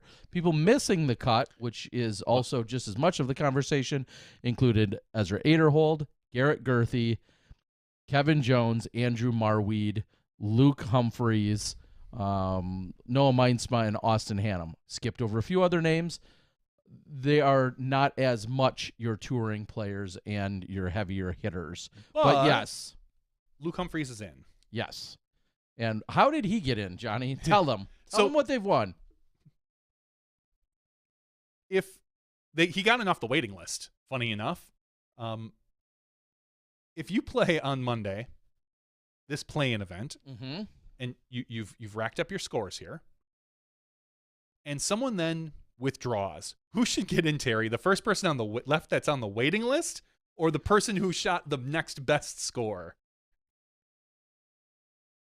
I will be the first to admit I am glad this is a decision that I hope was laid out somewhere before. I think they made the right choice. And B, I'm glad I'm not responsible for relaying to any players. Yep. Because it is a very good question. Now, I do believe the waiting list is the way to go. And that's the way they did go, because Luke Humphreys, I believe, was number 1 on the waiting list. So even though he didn't qualify at the Monday qualifier, he still got in because a few MPO players have dropped out, including one Ricky Wysocki. Ricky what? And there was one other one because I believe Clint Kelvin also made it in off the wait list. Which is funny because Clint Kelvin didn't even play the Monday qualifier, which I think he probably could have qualified for. Maybe he just didn't want to. Maybe he just assumed that I'm hoping to get in. I don't even need to play this round. But the funnier story is in the FPO field, where you had 5 players for 4 spots. Jessica Weiss, Silva Saarinen, I'm sure I screwed that up, Emily Beach, and Haley Childs qualified, leaving Leah Sinagini, quote-unquote, out in the cold. You and I talked this weekend, and I said, you know what's going to happen? I bet you everyone makes it in. Because sure enough, we had 2 withdraws. We had Valerie Mondahano came out and said that her ankle still is not healing up to spec, so she doesn't want to risk injury, so she withdrew. And then Kona also withdrew with some shoulder injury issue. So that opened up 2 spots, which then let Leah in. So ultimately, the FPO plan was useless. Quote unquote useless. It's a good practice round. Congratulations. Yeah. It's a competitive practice round. And I bet you if Jessica Weiss shoots a 1 under, she'd probably be kind of relatively happy with that score. And so ultimately, everyone from the FPO got in. There are still a few players from MPO. It wouldn't shock me to see whoever's on the waiting list, top of the waiting list, still maybe get in. I guess Noah Meinsma was actually at the top of the top of the waiting list. They called him, but he declined. Interesting. My guess is maybe he after Monday he went home to Minnesota. Was like, cool, I'm out of here, guys. I didn't get in. Yeah, or just mentally checked out of it, went to the next part of the country. Yeah, moved or on. Started heading west, or maybe sure. He could be in Jonesboro. I guess he'd maybe still make the trip. Whatever the case might be. Yeah, there could have been a lot of things that at that time when you think you're not getting in, you're going to say, okay, thanks, but no thanks. So. Yeah, I can't say it enough. I don't know if that was predetermined. I'm guessing it was. I'm guessing somebody thought about that at one point and said, hey, even after our play-in, if another spot opens, who does it go to? I'm hoping that was talked about. I'm hoping that was relayed just from a transparency and a dotting your I's and crossing your T's perspective. Certain. But I am, again, glad I wouldn't have had to make that phone call and say, hey, actually, who was next on the... I don't know. Whoever, the 3 unders. Yeah, hey, actually, Ezra, who's been one of the most vocal about not getting in. You're still not getting in. I know you had the next best score, or Double G, you had the next best score, and you have the lowest PDGA number of all those guys as just one other random tiebreaker. You're still not getting in, no matter how much jerky you give us. I mean, because there could be a few ways you could go about this. You could bring all 3 guys who shot 3 under and say, go play a playoff. No, you go play. Yeah. Another 18 holes. Yeah. I mean, there's... You could look at it and say, okay, of these 3 players, this person is highest on the waiting list. So pull from the next those scoring section and then take the highest of that. And then sort it by the waiting list. That would be another way, a plausible way to do it. I think they did the right way and just took the top of the waiting list regardless of score. But you gotta understand, like, you could make an argument on any one of those. Like, yeah, glad it wasn't me. It wasn't me. Shaggy. So there you go. So that's what we're gonna see. The question is there now, and again, I haven't checked the policies, is there now an official deadline to, even if 4 more people withdrew, tomorrow's Wednesday, right? If 4 more people withdrew tomorrow on the MPO side, would the next 4 waiting list people get in? Or are we at a point now within some details of the event that say, hey, Reg is officially closed no matter what? I don't know. I'll say this. If I'm Double G, if I'm Ezra Aderhold, who are probably sticking around for whatever reason, I would make the argument if like 1 or 2 more people withdrew and there was nobody else on the waiting list, and they're not around. They've declined it. Like, nope, I'm gone. Whatever. I would make the argument that I would play even tomorrow. I think up until tomorrow you could make that argument, and I wouldn't be opposed to it. Yeah, I just know at a certain point we have to have some form, or don't we have some form of cutoffs, and we've seen this at some events in the past. There's a person who might be first on the waiting list, and they're hanging out at the scores or at the check-in tent on Thursday, and they get there for the first MPO card at, I'm just going to call it 10 o'clock in the morning, and they literally are just sitting there waiting for one person to miss or to not show up, and then immediately have been able to jump into that spot. I feel like those days are past us where that no longer even becomes an option for a certain scale of events, but that has happened in the past. Oh, yeah. So, what was it? Silas Schultz at Jonesboro a year or two ago, I feel like was just literally sitting at the tee, just lingering, waiting for somebody to not show up. Now that was a Jonesboro, that was an Elite Series event, different from a major, but I guess we'll see. So, you want to hear my great idea, Terry? No, because if you're saying it's great, it's great. I'm going to just assume I don't think it's great. Terry, does that tell you how much faith I have? Terry, let me tell you about my great idea. So this Monday was really exciting. Mm-hmm. We saw these top pros that were all fighting to get into the event. And that added some fun to Monday qualifying, because I'll tell you what, in the future, we're not going to see this. More than likely in the future, the PDGA is going to get their crap together. The players are going to get their crap together. Somehow together, they're going to get their craps together. Mm-hmm. And we're going to see all these top guys qualify and get in and register. I truly believe that. Whatever wrinkles were in the system this year will be ironed out. But what if we made it this exciting every year? What if we just picked one 1040 rated player, two 1030 rated players randomly, three 1020, 1010, 10-4, and we made them play off, even if they were pre-registered. Monday, so they'd have to gamble their spot. Forced to gamble their spot. 100%. So they're not even gambling at that point. You pull them off. You say, guess what? We're pulling 80 off the course, or 80 out of the registration. 4 of you are going to get in. The other 4, here's $500. Walk away if you don't get in. You get $500 for competing and playing. Stupid. Stupid. Terry, this adds excitement, Terry. And if your name gets drawn, you are immune from this for like 5 years. Like jury duty. Like you were in the pool. You did jury duty. And you were in the pool. I'm saying, how much more exciting would this be? Like suddenly everyone's got to show up on Monday and you're like, oh my God, please don't pick me. It's like Hunger Games. Oh, please don't pick me. Or maybe you can even have someone tribute for you. Like, hey, guess what? They picked Alden Harris, and Alden's like, oh God. Well, can Gannon play for me? And Gannon's like, I'll play for you. And we do it that way. But if Gannon's out, oh, that's too bad. If Gannon plays for him, and then Gannon gets kicked out. Oh. Well, yeah. Why would anyone ever volunteer for their buddy? I don't know. Terry, I haven't worked out all of the I'd like to say this isn't your dumbest idea, but it's pretty damn close. Let me tell you, it's up there. But are you telling me this wouldn't add a lot of fun and excitement to the event? For us, not for the players. I don't really care about them. Yes. Fun or excitement? I don't know about that. The level of of annoyance and frustration and dissent would drown out any fun or excitement you could possibly imagine. On. Listen, could you just imagine, like, the players hey, may Eagle, not like it. Oh, hey, Simon.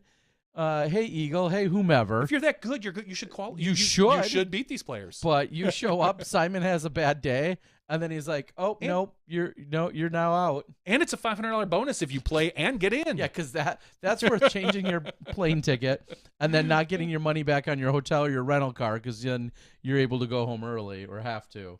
Hey. Listen, why don't you just force them to say then they have to be caddies on top of I don't want to force you. You don't want to caddies. demean anyone, right? Being a caddy isn't demeaning. No, or yeah, okay. But I listen, I'm trying to find the excitement, Tara. Think about it, because people were saying it would have been awesome if this was live streamed in the set. And as far as the live stream goes, the guys that were doing the live stream, they busted their butt all weekend, and half the cameramen probably weren't even in town yet. So the Monday live stream wasn't going to happen. But I'm saying we could maybe make it happen if we had an event like this. Stupid. Officially Terry. stupid. Yes. Come on, work with me, Terry. I don't know. I don't think you can. I would say you can't take away a guaranteed spot, but then again, a lot of these guys had a guaranteed spot at one point that they didn't guarantee themselves by writing. Is it any dumber than wiping all the scores and playing match play? Yeah, it's still dumber than that, unfortunately. Dang it. Yes. So. All right, fine. We'll see. I'm going to sell this, and we'll see what happens. Yeah, you do that. Let me know how that works out. So that's what we're going to see in terms of who got in. I'm going to see if I can get any kind of answer. I may or may not give you some kind of answer here tonight, depending on the message I just sent out as to what would happen if I'll just use the example again. If four MPO players woke up tomorrow morning and all four of them said, I withdraw. What happens for who may or may not get in after that? I would hope. Here's another interesting point before we move on from all this is, and clearly she's got to do what's best for her. She's not here to appease or worry about the others in this sense. But is Kona's timing a little inopportune and or obviously I'm assuming nothing more than a coincidence, but just think if Kona 24 hours earlier says, yes, I'm officially withdrawing, then they don't have to have the play-in at all. Sure. I mean, and I'm not begrudging Kona, and she probably was waiting to the last possible moment to explore every option, so this isn't a rip on her in any capacity. I'm just saying, had her decision been made at some point earlier, that may have foregone the entire play-in scenario as well. It very well possibly, because there were only 5 women on the waiting list throughout, and that's been consistent for the last few weeks. There's been 5 women. If Kona, declares earlier, in theory, all 5 of those women got in. I don't know, but that's just one other additional thought. So clearly, it's going to suck, and I know Kona said she, hates the decision that she has to withdraw. She throws here very well. She loves the course, as does everyone else. But she's working with Seth and Disc Golf Strong and wants to, make sure she's as healthy as possible. So, and I guess thinking about it, like, in addition to all of that, Bushnell is clearly one of her largest sponsors and supporters. So there's definitely an element there where I'm sure she felt, heartbroken that she's not able to compete. So I know she did say she's still going to be out and around on the course, come out, say hi and whatever, and she'll probably be walking with Colton at some point, maybe kind of just hanging around the FPO field if she feels up for that. So, all right. Any other significant PDGA news, I guess, becomes then the question, and or updates or information. I think registrations have been continuing to roll in. I'm now seeing, as of PDGA World Championship registration dates, they continue to give updates. Tuesday the 18th at 10:30 Eastern, open registration for all current PDGA members for any divisions they're eligible for Waitlist, for field divisions. Junior, Am Worlds, Masters, Pro Worlds. They're all open at this point for players that can qualify. Yeah, I'm reading through that as we speak. So I did see that ticket sales are open now for Pro Worlds. So you can buy your tickets. They've got 2 different VIP tickets, a silver and a gold. The silver is $800 for the week, and the gold is $1,200 for the week. So if you're rolling with some fat bank and you want to be treated like royalty, there's an option for you out there. Okay, I'm going to be curious to see what those all include when you're talking about. I mean, you're talking about a substantial amount of money at that point. Yeah, I mean, there's a special silver merch package. Okay. And then if you're the gold, you also get the silver merch package, of course, plus the gold. I think the gold might include like I don't want to say the wrong bag. It might be Squatch. I'm not sure. A bag with a bunch of goodies in it, a long sleeve. You get 3 rounds on the course. You get like a private tour with Jeff Spring. And that's worth $1,200 right there. Yeah, dollars, not bot. No, not bot. Bucks, dollars. Okay. There is food. You get passes to the Fall Fest.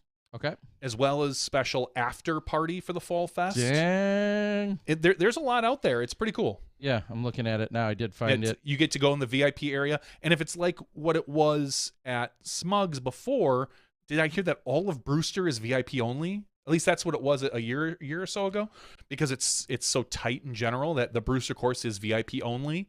That could be the same this year as it was in previous years, and obviously we don't know for sure.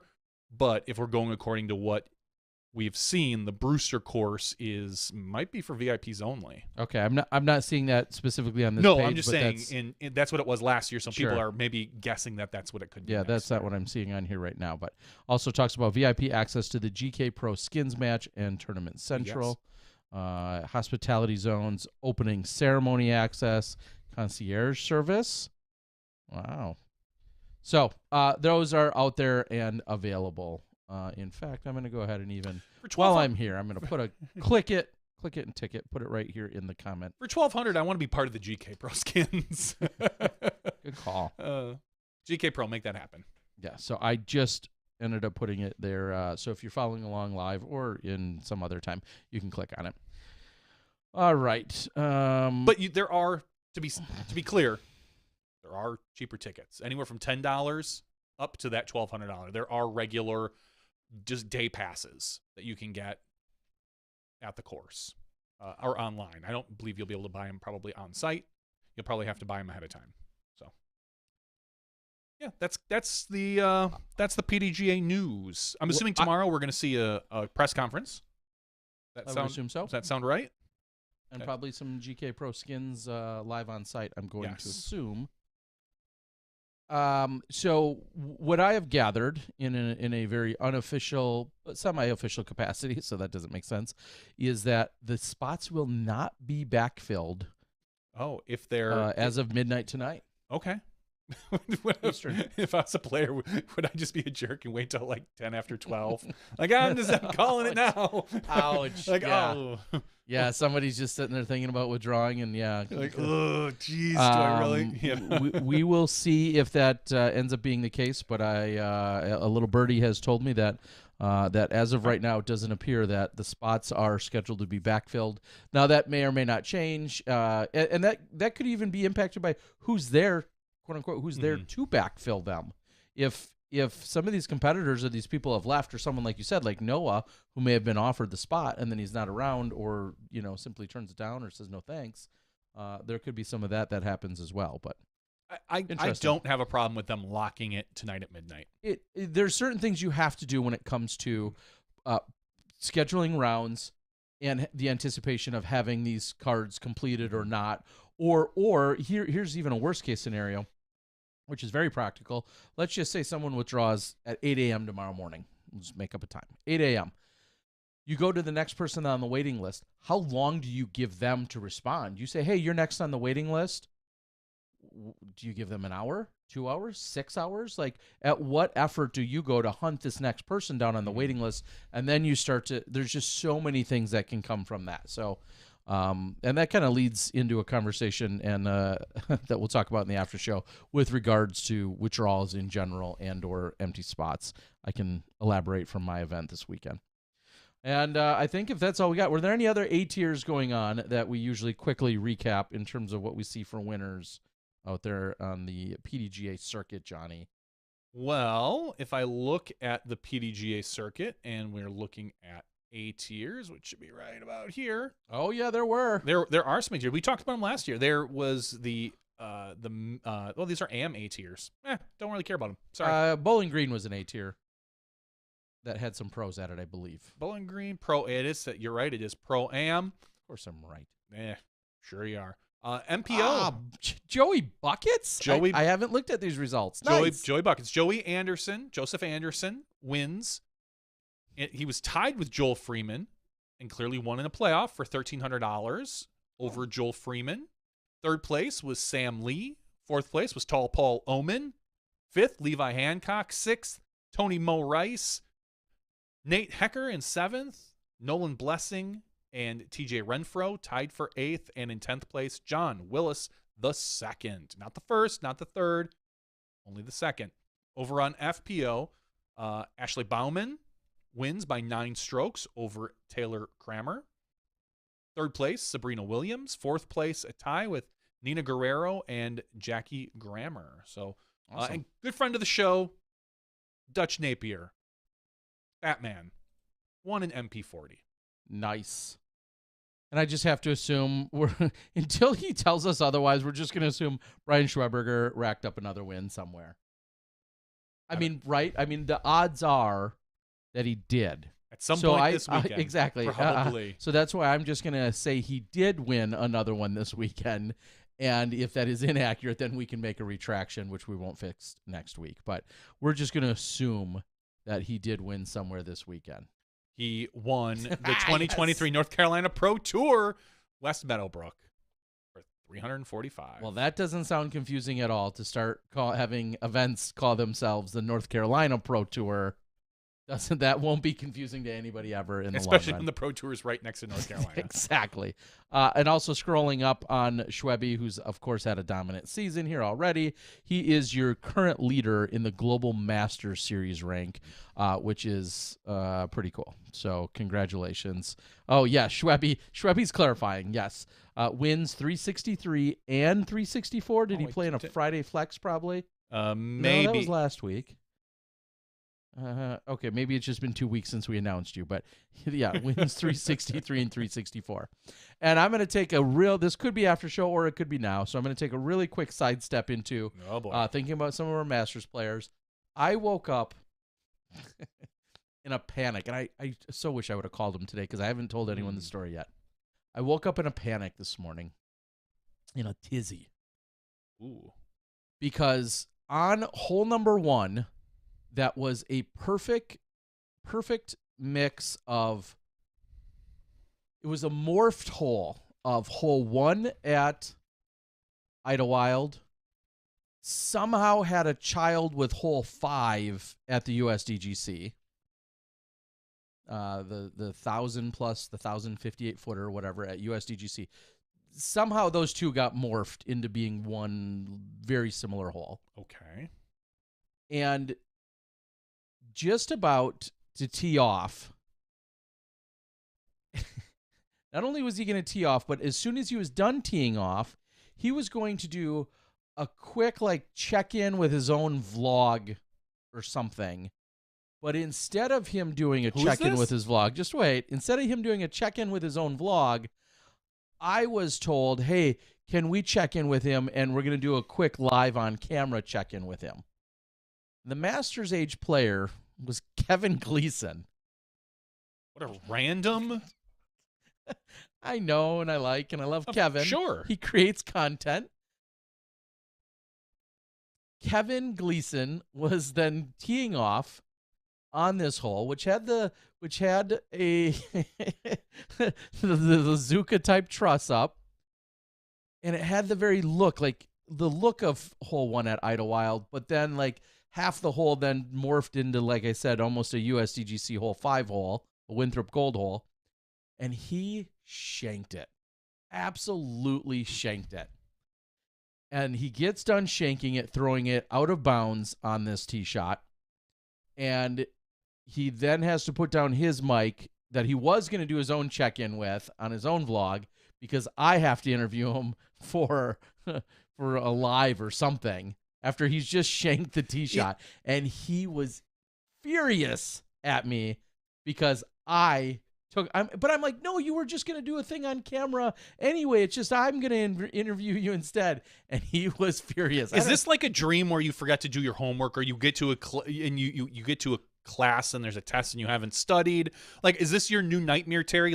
You have to interview a player, but right before you interview him, they shank a disc. Is that your new? I hope not, but this happened, and again, I know and like Kevin, so he's not a stranger to me. We also aren't calling each other weekly by any means either. So we're friends, but there's a lot of other Masters players I know even better. So the fact that it was Kevin Gleason of all people, it was just Well, let us know in the future if this same dream reoccurs with different players. Yes, then clearly it's some kind of forecasting or projecting or foreshadowing or something. Clearly, if that is what it ends up being. But anyway, so but I woke up and I was like, oh my God, I pissed off Kevin so much. I'm so sorry, Kevin.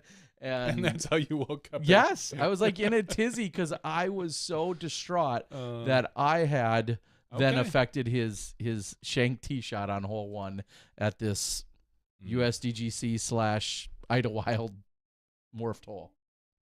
So Kevin, I'm sorry. I hope I'm never in your head for any reason. Now you will be. He's going to walk up to this next hole 1 and he'd be like, what was Miller talking about? Shank. Yeah. I haven't heard from that guy in a year, and he's having dreams about me. This is creepy. You're not wrong, Kevin.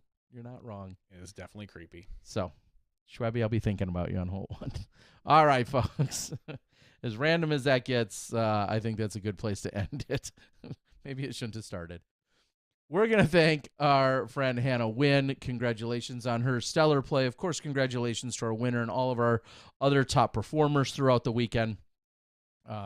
Congrats to the crew for putting it on. As Mo said, just the overall production had plenty of its challenges, I'm sure. So the fact that they fought through it the way they did, along with the weather conditions, along with everything else. And thank you to the crew at the event and the venue for bringing us in.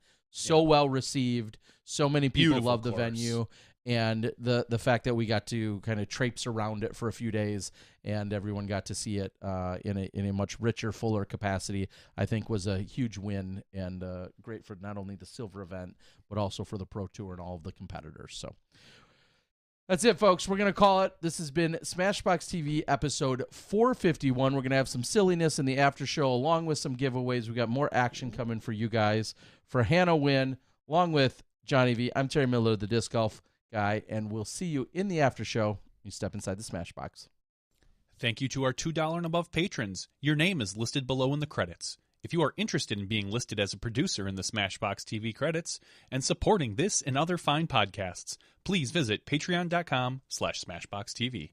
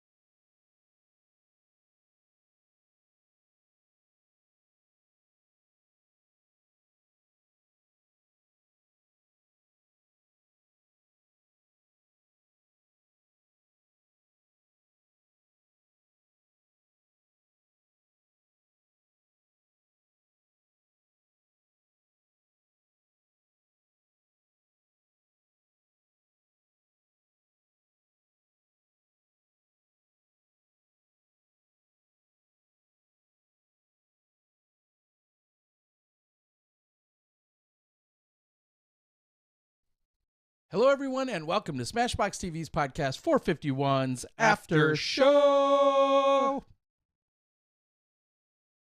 Here we are. It's the after show, Johnny. What does that mean? This is where we get to talk about whatever we want. Sometimes it's related to golf. Sometimes it's not. We'll talk about TV shows, books we've read, movies we've seen, dreams we've had, hopes that we don't have to hear about dreams again. I don't know. Anything we want. Hopes and dreams we've crushed or have been crushing us, whatever the case might be. Correct. Oh, I have a question. I have an answer. I hope so, Terry. Am I a good dad or a bad dad? Yeah, bad.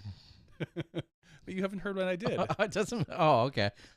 I didn't know I needed. Sorry, I jumped the gun on that one. Whoops. So this summer, we're looking for things to do for my son, and we're sending him to a disc golf class. So am I a bad... Am I teaching it? No, you're not. Okay. I don't even know who's teaching it. It's at a park that's just south of here. Klitsch Park? I don't know for sure. but it's like a month. It's like 1 or 2 days a week. It's, mid-afternoon. Taught through what? This matters. I believe it is through our local community's Like park and rec department. Okay. So am I a good dad because I'm sending him to a disc golf thing? Or am I a bad dad because I'm not teaching him myself? Somebody is going to be teaching my kid disc golf. That's not me, that makes you a better dad. which might be better or worse. I don't know who the teacher is. I haven't looked if it's anyone we know. I doubt it, just based on the fact that it's a park and rec department. Would it be fun if I just showed up and hung out? Should he come with his own bag of discs, like just a full backpack full of fully loaded? Like, oh no, these are my 3 putters. Here's my driver. Oh yeah, this is the one that's signed by Paul Macbeth. Like, is he that kid? So I don't know. I feel like I need to make sure to get like some fundamentals in him before he goes. But maybe or maybe not. I don't know. Not if. I guess it'll be interesting to see how good this teacher is. Correct. Because we all know, I think the whole world knows that sometimes kids don't want to learn anything from their parents, even if it's 100% factual and correct and the right way to do it. There's some kids in various subject matters. Maybe it's athletics, maybe it's actual schooling subjects, or maybe it's any other life subjects or any other advice. Sometimes we'll take the advice of anyone but their parent. And so obviously very situational. In fact, I did just see something about that, about how crucial and influential basically your kids' friends' parents are, because they may repeat or say the exact same thing that you're saying, but your kid, per all these studies, is so much more receptive of a different parent saying it, which I think is really interesting, which is a good reason why I don't bring my kids around you, because I don't want them getting anything that you have to say. No, but I literally just saw this, and I saw it on TikTok, which is the best parenting you can ask for. But I do, honestly, I do feel like I saw it on a Instagram or a TikTok. But listen, the last time we went out to dinner, Kenzie loved me. Yeah, well, I offered to buy her. I never said I gave her good judgment. Taylor Swift tickets. Yeah, you can buy her I told affection her, that way. that I could just buy it with Taylor Swift tickets. But yeah, so again, it could be the fact that he may be more receptive to a stranger taking some of these tips, even if said stranger, let's just say, gives the exact same insight that you would. He just may receive it better. That's possible. And I'll be the first to admit that I probably should not be teaching him driving in general. Throwing, I'm for the way I'm built. I thought you meant driving a car. No, that'll be Carney's posting. Yeah, I'll be fine with that. For the way I'm built, I should definitely be throwing much further than I do. I'm just not. I do not have great form. So maybe somebody can teach him better, because he's built a lot like me. So maybe somebody can teach him that better. Although, again, I'm going to have to make sure that nobody puts any bad putting habits into him, because it's one of the things I think I'm better than average at is putting. So we'll see. But I'm really interested to see what he picks up, what he learns, what the class is like. Is it an edge program? I don't know. I have no clue what it is. Like, so my wife signed him up. We just agreed he's going to be doing that in archery this summer. So I don't know. All right. Well, I guess we'll see. Yeah. and we'll see how long, or how quickly he starts out playing everyone. I'll find out if the teacher, if the teacher's a PDGA member, if they're rated. Just show up and be like, "Oh, hi, I just want to introduce myself," and then hand over one of your Brixton cards, and like, yeah. Do you have your own disc golf card? Oh, I do. Yeah, I do. No, that's what you need to say. That'd or be just the most humble way to go. Just sit like 30 or 40 feet away as he's teaching class, and just be, I wouldn't do it that way. Or watch him throw a drive or a putt, and then immediately just like, foot fault.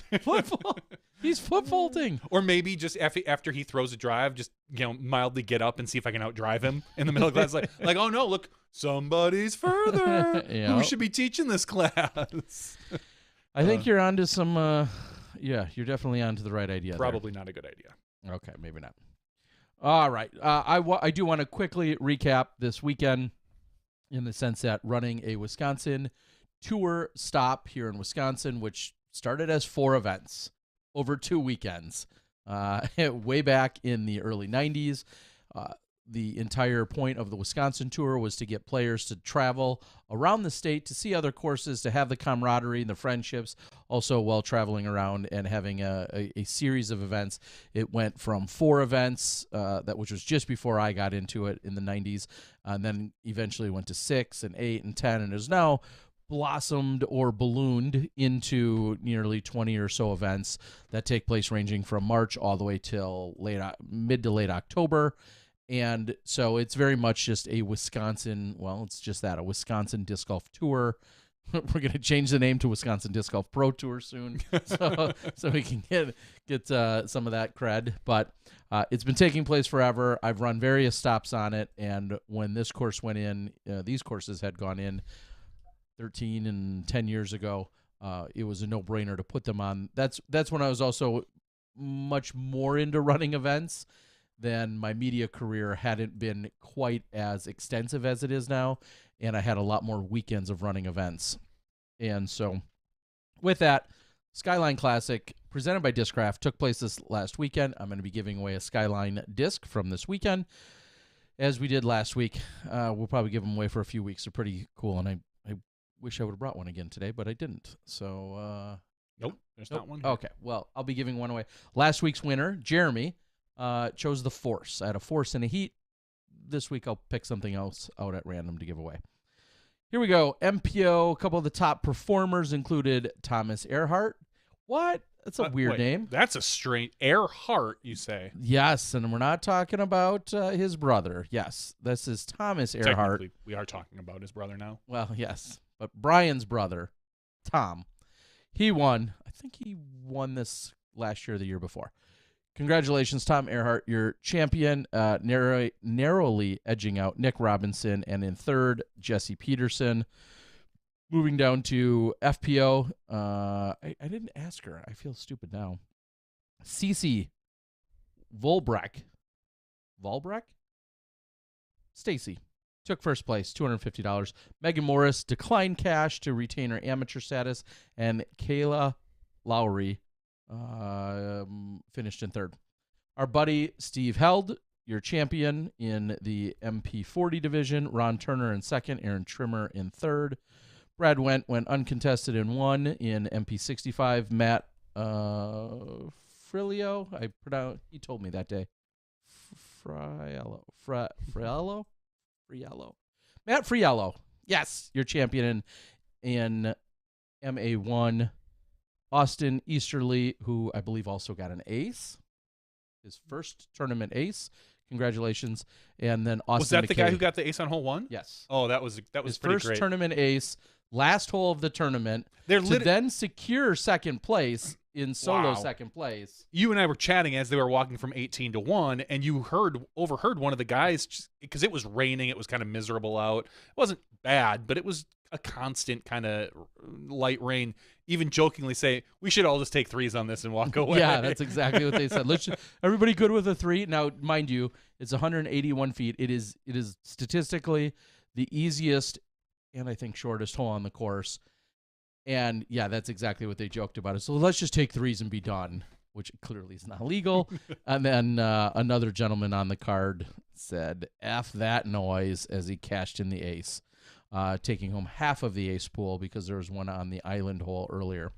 All right, back to a couple more of our top performers. Michael Rates took it down in MA40 over Justin Schandelmeyer.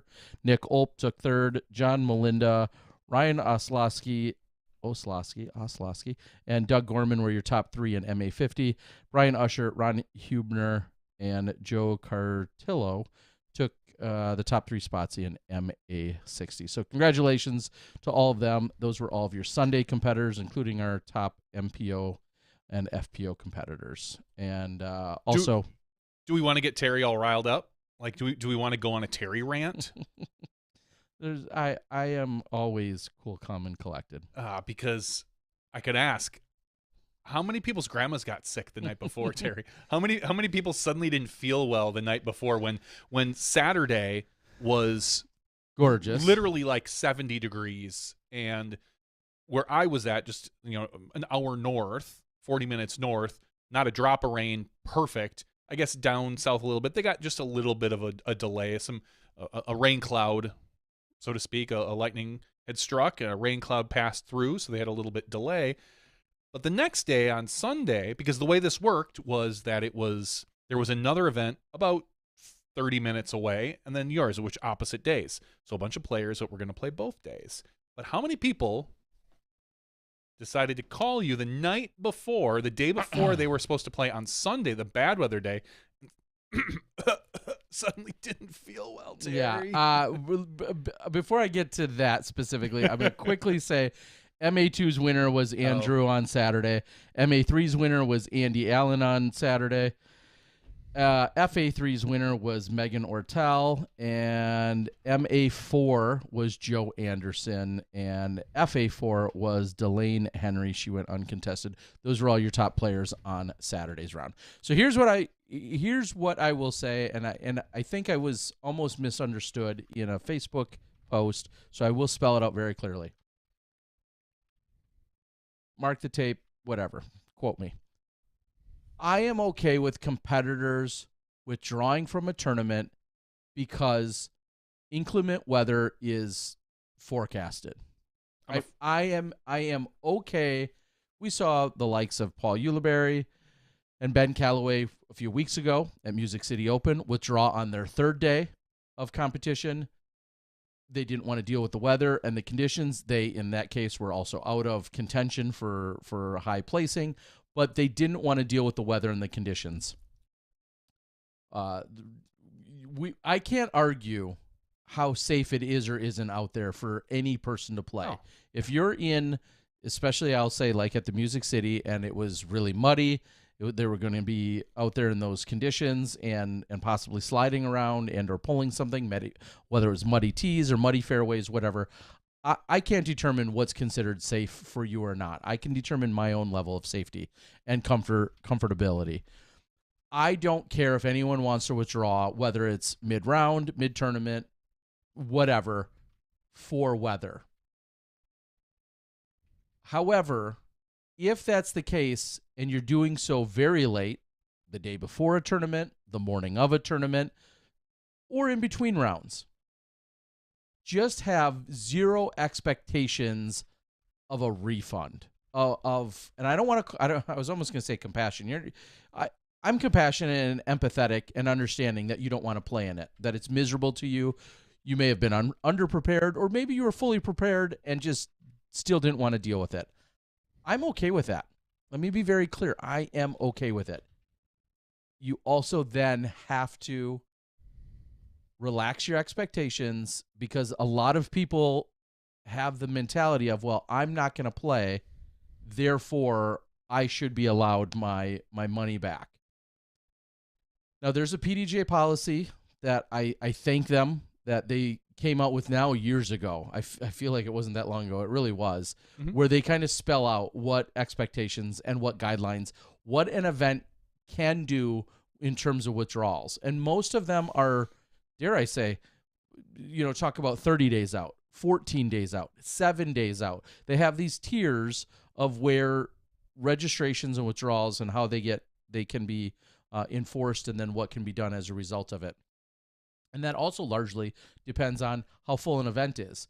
If you have an event that's completely full and somebody else can step right in and take over a spot that you're otherwise, is being emptied, it's reacted to differently.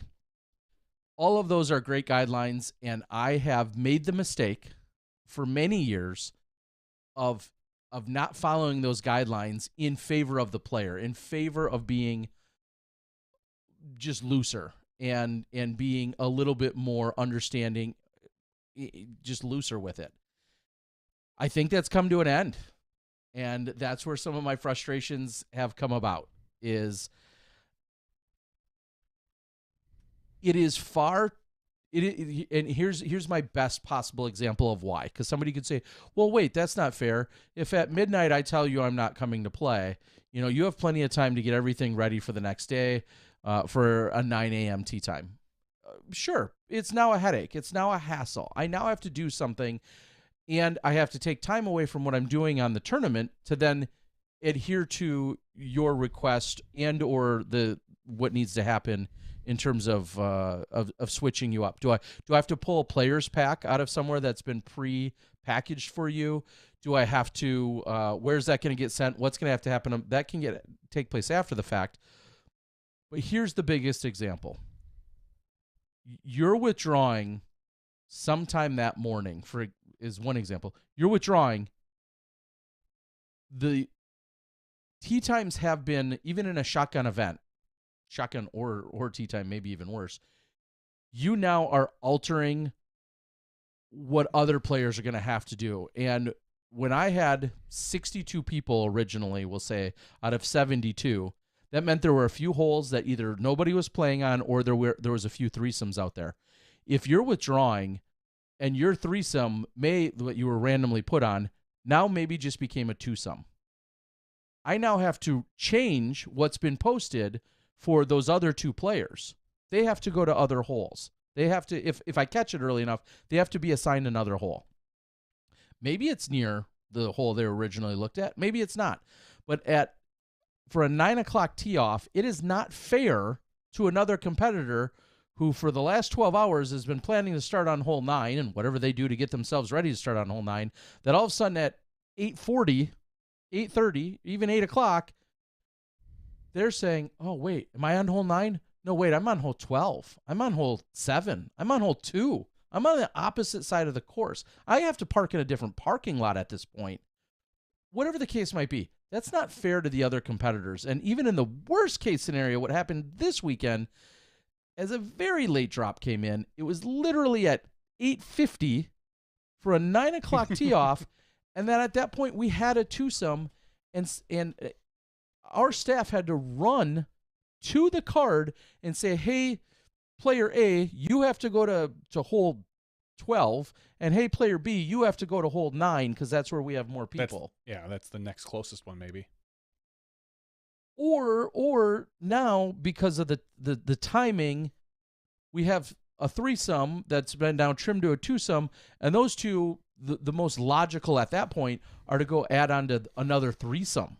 And now you have one fivesome on the course, which F's with the flow for every other single group out there because they're all 3 and 4somes. Now you've just become the slowest group on the course, none of which is your fault. You were just there. You were there on time to play in the tournament you signed up for, but somebody else withdrew. Now, clearly, there are always exceptions. There are true things that happen. You got into a car accident on the way to the tournament, and you're not going to make it there for whatever reasons. Of course, you're still not getting a refund, but anymore. But I get it. Things happen. Emergency happens. What if I send you a picture of the accident? I don't care.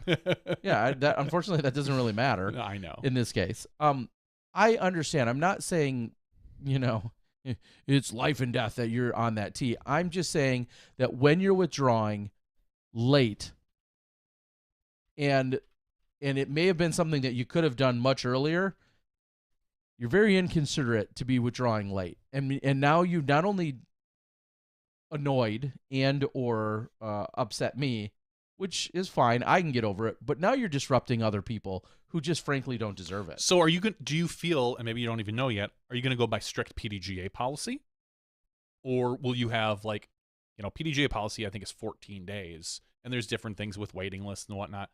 Or are you still going to be kind of lenient, maybe make it 3 days or 2 days, or have you decided that? I don't know exactly what it'll be for sure. Obviously, I just know I'm going to fall more in line with the PDGAs and not keep it nearly as loose as what they've done. And I'll tell you right now, it has and will continue to create some animosity and some bitterness and frustrations from the players. Yeah. And I've been disliked for other things all my life. We can put this on there too. And by that, I mean, there is a policy. Yeah. It's just maybe time for me to adhere closer to the policy. And if you don't like it, then maybe signing up for my event in the future just isn't going to be in your best bet, because the stress and the frustration that you're causing, not just me, but all these other players potentially, is simply not worth it. And another good example is an MPO player said to me this weekend, he's like, man, if I would have known that many people were going to withdraw, again, largely based on weather. But if I would have known that, I may have reacted differently too. A certain purse and a certain player percentage works out to some people's favor or not as well. Now, I know that sounds a little bit self-serving, and they're saying, "Hey, I wish these other people would make up their minds so I can make up mine." But you just know that when you are withdrawing for whatever reason, there is an impact to other competitors, and that's the part that I ultimately struggled. You can piss me off, whatever, but I realized this weekend how much it actually does impact the play and everyone else. Agreed. I think I don't have an issue with last minute withdraws with you doing something like that. Me personally, and again, I've only helped out running events. I've never run one myself. 2 to 3 days to me feels like a good time frame to say, okay, I get it.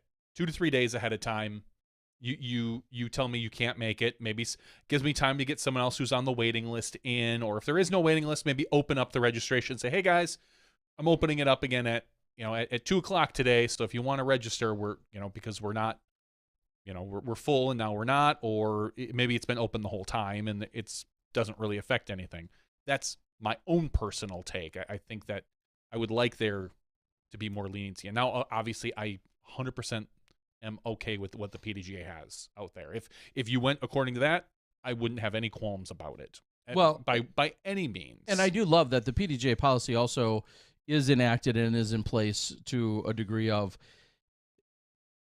I ordered a certain size shirt for you. Mm-hmm. You told me when you signed up, and this is generic, this isn't this particular weekend, but there's times you signed up and you told me you needed a double extra large shirt or a small, whatever the case is. I'm making some of those orders based on, things that we already asked you. Now you think, okay, yeah, one shirt, maybe no big deal. Some guy doesn't show up or some woman doesn't show up. That's life. But when you start talking about significant amount of people, mm-hmm. and that's what the PDGA is trying to protect you as a tournament director against, is the fact that at the end of the tournament, I'm not sitting on 33 shirts of people that didn't show up. And there's policies with whether you're an AM or a pro, and yes. I get all of that. And they spell it out very well. And I guess the short version of this is I just need to adhere more closely to it, as much as some people are going to really hate that. I'm 100% have your back on that. I think so. That's anyway. That was and some Robert Manahan asked, Terry, do you have any Skyline merch from this weekend? Didn't you just hear me complain about all the people that weren't here? No, I do. It was what I feel like was a very, very stout players pack. The fact that people got some Tomahawk shades that were branded with Discraft, which aren't like $5 sunglasses. They're really nice sunglasses. We had that. We had your choice of Double G jerky in working with them, like we almost always do. Which I tried for the first time. Which I feel like I keep shilling, but is legit because I love it and it's good. So I stand behind it. So we had Double G jerky. We had a custom stamped disc from the event from Discraft. We had a Skyline stamped towel that was specific to the event. And then we had something else that was within the player pack as well. So roughly valued around like $80, $85 for what was effectively like about a $40 entry. Yeah, I feel like it was pretty healthy. So if somebody is interested in getting, also a pair of wool socks, which turned out pretty good for some people that had wet feet throughout the weekend. So if you're interested in any of those items, and I do have a few left over, you're welcome to reach out to me, and some absolutely beautiful discs that we had gotten from Discraft. So thank you. Yeah, and one of the coolest discs, or a few of the coolest discs, I got a very limited amount that we were selling to help offset costs, which included Glow Z Raptors, Color Glow, and Regular Glow Z Buzzes, and some Paul Macbeth Lunas, and some Paige Pierce Passions. So those aren't discs that you would, I feel like, just normally go out and find any other given weekend or on the regular. Oh, I didn't see the Passions. Yeah. So damn. I do have all of those available as well, and I feel like those were all in a limited quantity, and I think they all turned out pretty nice. Robert Goike was there this weekend. Good to see you, Bob. And he said, socks. Yes, the socks. So if you don't want to play, I guess the whole point too, to you saying like people getting sick, I am not belittling or Just be honest. Yeah, you don't have to BS me though. If you, and maybe you are sick. There are plenty of people that wrote me that were sick, and I absolutely, of course, at face value, have to assume you're truly sick. But just if you're not, you don't have to lie about it either. One guy said it's going to take a little longer due to the rain, and I have a family function, so I think I'm going to withdraw. I'd like to withdraw. But then followed it up, the next message was, well, but if I can't get my money back when I withdraw from the withdrawal, well, then I'll come play. Again, this person values his family less than the $55 entry fee. I don't know who that was. I'm just kidding. And Jeff out there says, thanks again for the yeah. pink ESP Buzz with the B foil. Not going to lie, that was one of the most beautiful, just an absolute awesome disc. So thank you for your support. And your mead will be drank. Don't you worry. I haven't forgotten about you. I was going to say, this particular weather was the reason I didn't sign up, because I know in this... Such a little bitch. 100%. I'm glad, honestly, I'm glad after sitting around all day Sunday with you, just hanging out. It was cold. And it was very wet. Mm-hmm. And I don't think I would have had a lot of fun out there. And so I made that determination weeks ago, knowing that it could have been the same weather we had on Saturday, and I would have loved it. But I'm just kind of like, May 1st for me is really the point here in Wisconsin where I say it could still be 50 degrees on May 1st, no doubt. But I feel like there's a lot less chance of like 40-degree weather. So we'll see. My first event is May 6th and 7th weekend, I think. So. Mm-hmm. So again, good with withdrawing. Just don't expect to get money back at a certain point. Shout out to Ella Hansen, whose Seattle Mariners are right now losing to the Brewers in the top of the 10th. Is that here? No, that must. Oh, obviously not. Yeah, I was gonna say Correct. It must be out on the West Coast. It is out on the West Coast, so it's 5-4 right now. The Brewers. I'm sorry, it's now the bottom of the 10th. So the Brewers got a run. Seattle needs a score. Sorry, Ella. She's a big Seattle Mariners fan. Yeah. I don't know if there's been a lot of other stuff going on other than tomorrow I'm doing some traveling. I'm going to be heading out west. It's Go west, young man. I had a lot of people ask where I'm going next. Oh yeah, Champions Cup, Augusta, IDGC. I'm like, nope. I'm going the opposite direction, almost the exact opposite side of the country from where it's going to be. I will be in Bend for the weekend to be in the booth. And this weekend is unique for me in the sense that the morning rounds for FPO will actually be Charlie Eisenhood along with Valerie Jenkins. And is Zoe on site? I don't know. I'm going to double check because I don't want to give you wrong information. I've never done that. I know Zoe. I'm pretty sure Zoe is involved this weekend. The question is she on? Okay, so, well, yeah. Zoe is in the booth. If I understand this correctly, Zoe is in the booth. Yeah. Traditionally, I know it's relatively recent. The majors have had a 3-person booth. Okay. That's kind of what they've done. But also it's strange because usually they have the majors, the booth is on site. Now, that with Nate and Val expecting, and I'm sure they still want to be involved, that travel is probably a little bit more difficult because I think there is a perfect opportunity to have it at the IDGC. To have that booth right there. We've done it, Terry. We've done a live broadcast from the IDGC. Mm-hmm. So I think that is possible. But obviously, with Nate and Val expecting in June? No, July. Okay, expecting in July. Understandable why they wouldn't want to travel. So it's, Yeah, so this weekend is going to be, if I'm looking at the chart correctly and I'm understanding correctly, it looks like it's going to be Val Jenkins, Zoe Endyke, and Charlie Eisenhood all going to be in the booth every single morning. God Will you just bless Charlie. Call him 'cause- Chuck all weekend. Yeah. I don't know if he likes it or not. I've never tried, but I want you to call him He Chuck. He doesn't. He doesn't come off does as a not Chuck. feel like a Chuck, but Or Chucky.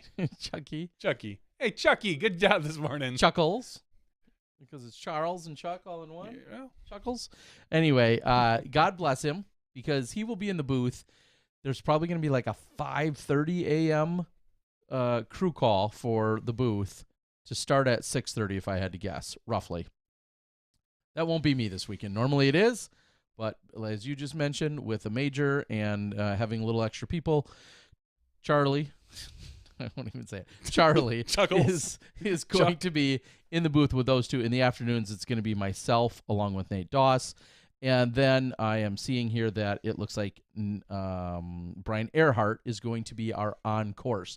I know as we were closing out the Music City Open and we were talking about Tournament Central, that's at that point when Nate Sexton had made a comment or a reference to possibly playing or not at the Champions Cup. Well, he's now earned himself his way into the Champions Cup. So I'm not sure if if the schedule was adjusted or how it worked out, or if Brian was already locked in. But either way, it's going to be Brian out on the course. So looking forward to that. And I'll be directing the MPO shows, which You will, okay. I will be Oh, great. So here. So, yes, you don't have to listen to me anymore, Thank Terry. You don't God. need to worry about it. You'll just have to hear Mo. But when the MPO shows are not nearly as good as the FPO shows, you'll know why. It'll be my fault. exactly. Oh, now we're getting some updates here on the score 5-4. Oh, with the I've guy got on it sitting third. right here on the Okay. desk, kind of Okay. watching. So that's what you're going to see. I'm assuming Nate Sexton is competing this weekend. Otherwise, maybe that's why we'd see him possibly in the booth. But I'm pretty sure Sexton is. I didn't see him on the list, but I Wow, didn't is he really not? look. He's not interesting. I'm not seeing him on UDisc either. So he's not in the booth. Maybe he's got a family obligation. Interesting. Maybe, who knows what we don't know? Somebody knows. Somebody knows something there. Tim Court says internet went out. That must be for him. Robert asks, are Nate and Val going to start a family that has more accolades than the Jenkins alone? No, I mean, That'd be just tough. the numbers. Yeah, the numbers aren't there. And with this, speaking of family, it was since last week, actually, that Nate's stepfather, Mark Karlskind, had passed away. And I know they had a ceremony. PDGA in the number in the 7,000s. Yeah, and they had and very much just a staple in that area, obviously, who had introduced, Nate to golf, and this weekend they had a ceremony up at De La Viega, top of the world hole, and ended up having a picnic with the family and everything else. And so, of course, heartfelt condolences to all of the families, especially as a man who was such a staple in that area and has meant so much to golf. So I spoke with Nate briefly tonight. He told me that, the ceremony and everything that took place this weekend was good for him and the whole family, and that it was, went as well as it could have, so to speak. So, but certainly, and then also a little bit more locally in the area. And now I apologize if I didn't know all of the nicknames, but in Illinois, Frank had passed away, and I believe it's Frank Grimes. I think he's played in one or two of my events, but you see an outpouring of love that's come in from the Joliet and plenty of the Illinois disc golf community, as well as I think he had passed away in the last few days as well. So love to everyone down there. Seeing so many of the people that have contributed so much throughout all the years, always sad to see them pass. So, all right. From a downer to an upper. Let's yes. give something away, Terry Miller. Patreon.com/SmashboxTV. That is the one and only way that we are funded. We rely on listener support. So if you are a supporter, thank you, thank you, thank you. You help this ship go round and round every single week. We crash. Listen, it's bound to happen at some Yeah, point. I was just gonna say, what are we gonna crash into? 451 in, at some point is going to happen. Well, actually, we have crashed before. The whole computer crashed. Mm. Remember when UDisc was on for our 200? I think it was, or Oh something. yeah. Yeah. UDisc brought down the house. Anyway, 151 people are eligible for our giveaway, Terry. I sorted it this week by address. So if you have an address, you're at the top of the list. You're at and 123 Apple. Yeah. 123 Apple Street. Yeah. Well, our very top one is 103 Decatur. Oh, that was last week's champion. Last week's winner. Well, I guess he was a champion. I wasn't going to I don't want to call him out as far as where he might live other than that. No, so. I'm just saying he was last week's So he's winner. actually at the very top of the list. Wow. And the people that do not have addresses entered in, they are at the bottom of the list in no particular order. So 151 people eligible. Patreon, remember, patreon.com/MassBoxTV. For as little as $1 a month, you are eligible to win. And I just gave away like a $20-some disc last week over this. You did. So Jeez. what are we drawing, Ter? We've got another Skyline Classic disc, which will be something, one of like the 14 molds that I had made up this weekend. We'll have to see what it's ultimately going to be, but I had heats, scorches, we had thrashers, undertakers, buzzes, buzz SS's. Don't get their hopes up. We had all of those different molds, so I may have to we had nukes, scorch, heat, yeah, tons of different discs. So you'll get one of those. All I want's a number from you.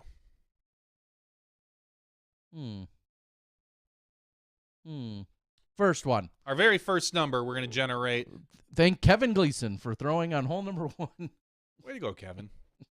Very first number, 79. 79. So I'm going to take us off so I can look at the address list. Don't be doxing them. Don't want to be doxing anybody here. Number 79 is Dwayne Reeder. Oh, no. Congratulations, Dwayne Reeder. And I say that because that address is wrong, or about to be.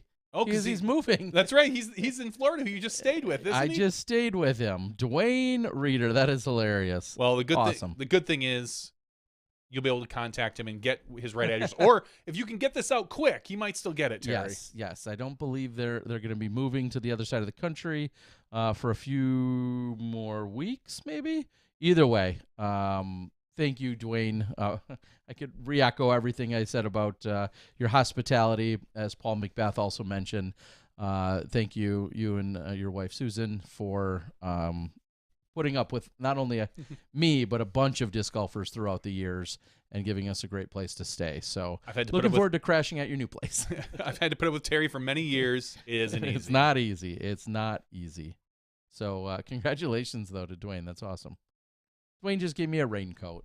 Now I'm going to send him a disc. Send him a disc. Way to go. You should have sent him a disc anyway. I don't know how that works, but all right. I'm going to read. So congrats again to Dwayne. I'm going to read a little bit from the board here before we start to wrap things up. Taylor says, have you ever had to pull in volunteers that are certified officials to be a third on a twosome for a tiebreaker on any rulings? I only ask because I've had to do that to cover for a late player. Yeah, that's another challenge. You know, some would call them a marker or just an official. Mm-hmm. Yeah, that can be another challenge. You have, no PDGA event are you to ever have just 2 players on a card. Like, essentially, technically, in no circumstance should that ever happen. It's just not supposed to.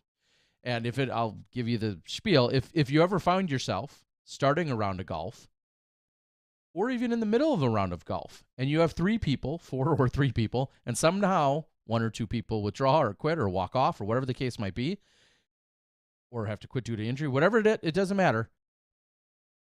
You technically should split yourselves or go join another card. Split yourselves up and each go on a different card, or just simply both of you go to another card. It might be the closest one nearby, whatever the case is, but you should join another card. You cannot play in a twosome unless there is a certified official that has essentially been appointed to your card that can go with you. Oftentimes that becomes a tournament director, an assistant tournament director. It could be other individuals, but I'm just going to tell you, when running a tournament of any size, no one shows up and thinks, yeah, man, I'd really just love to walk along and watch these two play golf today. So no one wants to be doing that, to be that certified official. So yes, your best practice, if you ever find yourself in that situation, is to go join another card. No, we did not have to do that this weekend, thankfully. And quite frankly, a lot of tournaments don't have that kind of man or woman power. Like, to be like, hey, you need to go jump on this other card. We've seen that happen at a Worlds and some other instances where maybe we have a lot more volunteers. I think of Wilbur Wallace, I know, has done that a number of times where he's just joined a very small group. But, yeah, that is not allowed. Tim says, yeah, I had health issues 3 years ago and had to withdrew from the threesome, so they had to find other cards. And again, you never want to be the guy to pull out from the threesome. No, you don't. In fact, this weekend, our buddy Paul wanted to know if he could be that guy. I said, no, don't do that. You stay there and you stick it out. Yes. Here's. We won't go too far into it, but another consideration that's kind of related, it's related to this weekend's tournament. An issue that legitimately arose this weekend, and maybe you guys have had similar experiences, at specifically 301, I blew a horn and I sent out an alert via the PDGA messaging system. Oh, this is a good story. That said, all play has been suspended. Halt play immediately. There's lightning in the area. We are down for at least 30 minutes. And this is 2 courses. This is at 2 different courses, but we're down for 30 minutes. As of right now, we'll plan to just start back up at 3:45. This was at 3:01, if we're being technical. Part of the challenge to this happening is if players don't hear the horn or players don't see the scorecard on the PDGA scoring app, or it pops up, but it doesn't pop up until they've either completed that hole, which could be minutes upon minutes away, or the fact that you're in a place with bad signal and it literally just doesn't come through. Mm-hmm. All of which were possible this weekend at the 2 courses we were using. So I guess the question that we pose is, what's the best way to handle that? What because you do? You had some groups that continued to play for another 40 minutes. So you had some players who stopped, came off the course, and other groups that continued to play until they found out they weren't supposed to be playing. Maybe it wasn't quite 45 minutes, but... And then at that point, how do you go back? What do you tell them? Do you have to go back to where you were at 3 o'clock? How do you know where you were at 3 o'clock? I wouldn't have an idea. Do you have to just pick a hole that they go back to? Do they have to replay those holes and get new scores? Clearly, as we said, some people aren't going to be happy about that. Others will be elated about that. Other people will be elated with that. Do you just try to find a slot like the group that was in front of them? Oh, they were on hole 8 when they withdrew. The group that was behind them was on hole 11, so you have to start on 9 or 10. Pick a hole, guys. Make it a group decision. That's a very difficult situation, and I don't know if they're... I think you even called the PDGA hotline, and they said, we don't really have an answer for that. We do not have a perfect way to handle this, is if those cards continued to play, what's the official protocol? And again, it's easy for a bias to come in really quickly, depending on your personal scenario. If you played those holes, and you ended up playing, we'll say, 3 holes during the delay, what should have been suspension of play, you played those 3 holes and you went 6 over, you are ecstatic for somebody to say, yeah, we got to go back and replay those, as opposed to getting 3 birdies. It's a dicey situation, and I know at our highest level of events, in terms of the Elite Series, there is not only do we have UDisc, but also the PDGA app. UDisc also allows it to pop up. I guess I never even thought about it. In UDisc scenario, when they put out an alert, it's much more instant because there's usually a scorekeeper and they're logging every shot. Mm-hmm. I never even thought about that. They're logging every single throw. Whereas, as Johnny and I discussed this weekend, if you just started a par 4 at 259 and I blow it at where I call it at 3:01, you might only be a few shots into that par 4. It might be 12 or 15 minutes before you're done with it, and at that point you may notice the alert. UDisc, you're literally logging every single throw. If that were the instance and it were just the end of the hole, as a group decision, I say we finished the hole. We're done. Sure. You wouldn't go back. It's the situation where you have them play 2 holes, 3 holes, maybe that they didn't notice. And I think you and I discussed this, and I don't know if it's an option with the PDGA when you send out an alert, but to immediately lock scores. Yeah. Like when a stoppage of play happens, lock PDGA scores so that the players cannot enter in the score until you unlock it from a lightning delay. It's like, cool, guess what? We're on a lightning delay. This course is locked, because you might have multiple courses with different situations depending on how big the event is. Lock it so that when they get to go put in their scores, they can't, and they realize, oh, look, oh, crap, there is a lightning delay. Yeah. That was the best. But sometimes players are keeping score on paper scorecards too, which Sure. less and less these days. They're not supposed to anymore, I don't believe, but there's always a secondary option. Yeah, and so yeah, that's something that again, when you're talking, I think of some of the lightning delays that we've seen. I'll use a place like Bowling Green.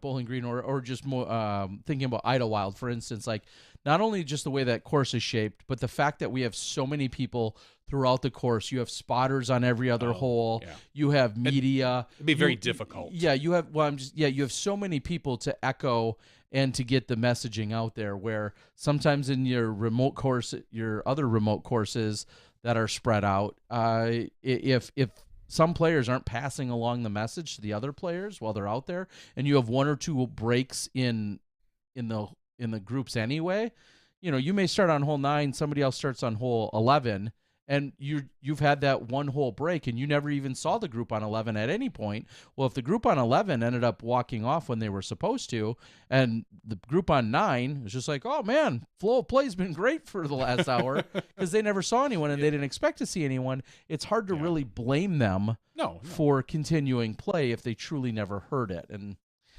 yeah, and it's tough because you can't necessarily say, hey, I have 67 people on the course right now. Let's be accountable and make sure that all 67 have stopped playing. Literally, outside of driving an ATV through the entire course, it's impossible. You don't have a way to absolutely guarantee that every group has heard it and stopped play on some courses. So anyway, it's that can be kind of wild, and dare I say, for the first time ever, that was an experience that I had this weekend as well, and that happened on Saturday. Is what it is. When it was all said and done, I think we had about 220 some people on the weekend, or 240 people, something like that, somewhere in that neighborhood. So, all right, I had another story which has slipped my mind. So I think with that, unless you got something else, Johnny. Not right now. Not right now. Is there any scoring update that we need to know about? Still 5-5. Okay. Runner on third. This would be one super out. timely for all of our audio listeners. We're gonna call it. Oh, no, we're not. One last thought. No, I'm sorry. I know. But as it was just talked about in the chat, Gannon Burrs won on what, UDisc. Kelvin's number 1 on some other rating, and Disc Golf rankings. Johnny V is number 1 somewhere else. In my heart. Your own heart. I know we keep saying that everybody's got their own ratings or ranking systems, and that's great how they ever arrive at them. Sure. There's power, again, because there's power rankings versus just general world rankings. There's UDisc rankings. Just in general, everybody has a slightly different formula to it. Exactly. Do you take the last 2 years? Do you take the last year? Do you weight the most recent ones more? What is the fall off from this particular events? What do you weight the elites versus the majors versus Elite Series Plus versus silver? Everyone has a different one. Yeah, but what about your dominance index? I mean, the dominance index is, oof. So, I gotta pay for that.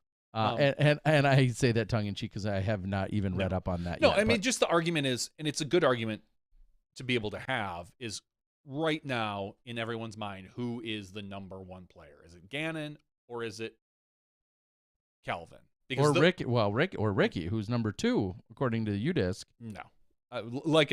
Unfortunately, Ricky, I don't believe is in the conversation right now. Interesting. Okay. I mean, from my all from those the numbers you crunch from the Johnny V's rankings. Exactly. All the numbers you don't crunch ever. Just my gut is he hasn't played enough. And the events he has played, it's not like he won. He took a 6th and something else. So unfortunately, we have players right now that are healthy and performing well. So you want to go back and look at the previous 2 years. Sure, Ricky's right up there, but anything that doesn't account for heavily for the last couple weeks, I have to dismiss that slightly. I love Rick, A little recency bias, but right now, it all depends on the criteria. If you ask me who's the best player in the world right now, Rick isn't even in my forethought. Neither is Paul. It's Gannon or Vinny. Like, those are the players right now that are performing at the very top. They're winning. And, like, Kelvin took 4th this past week, and that's the lowest he's taken in, I think, the year. Mm-hmm. So how do you not pick one of those two right now? Guess what? If Paul comes out and wins the major, he starts to get in that conversation.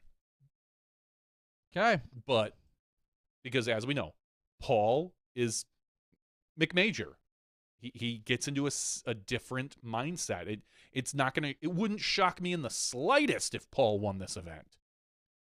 It would almost be a yawner. They're like, oh yeah, Paul in another major, yawn. And right away you have to understand that, guess what? When Paul goes over to Europe and he wins all those events, do we count him in our dominance index because he's not playing against the pro tour players, even though if he's winning? I don't know.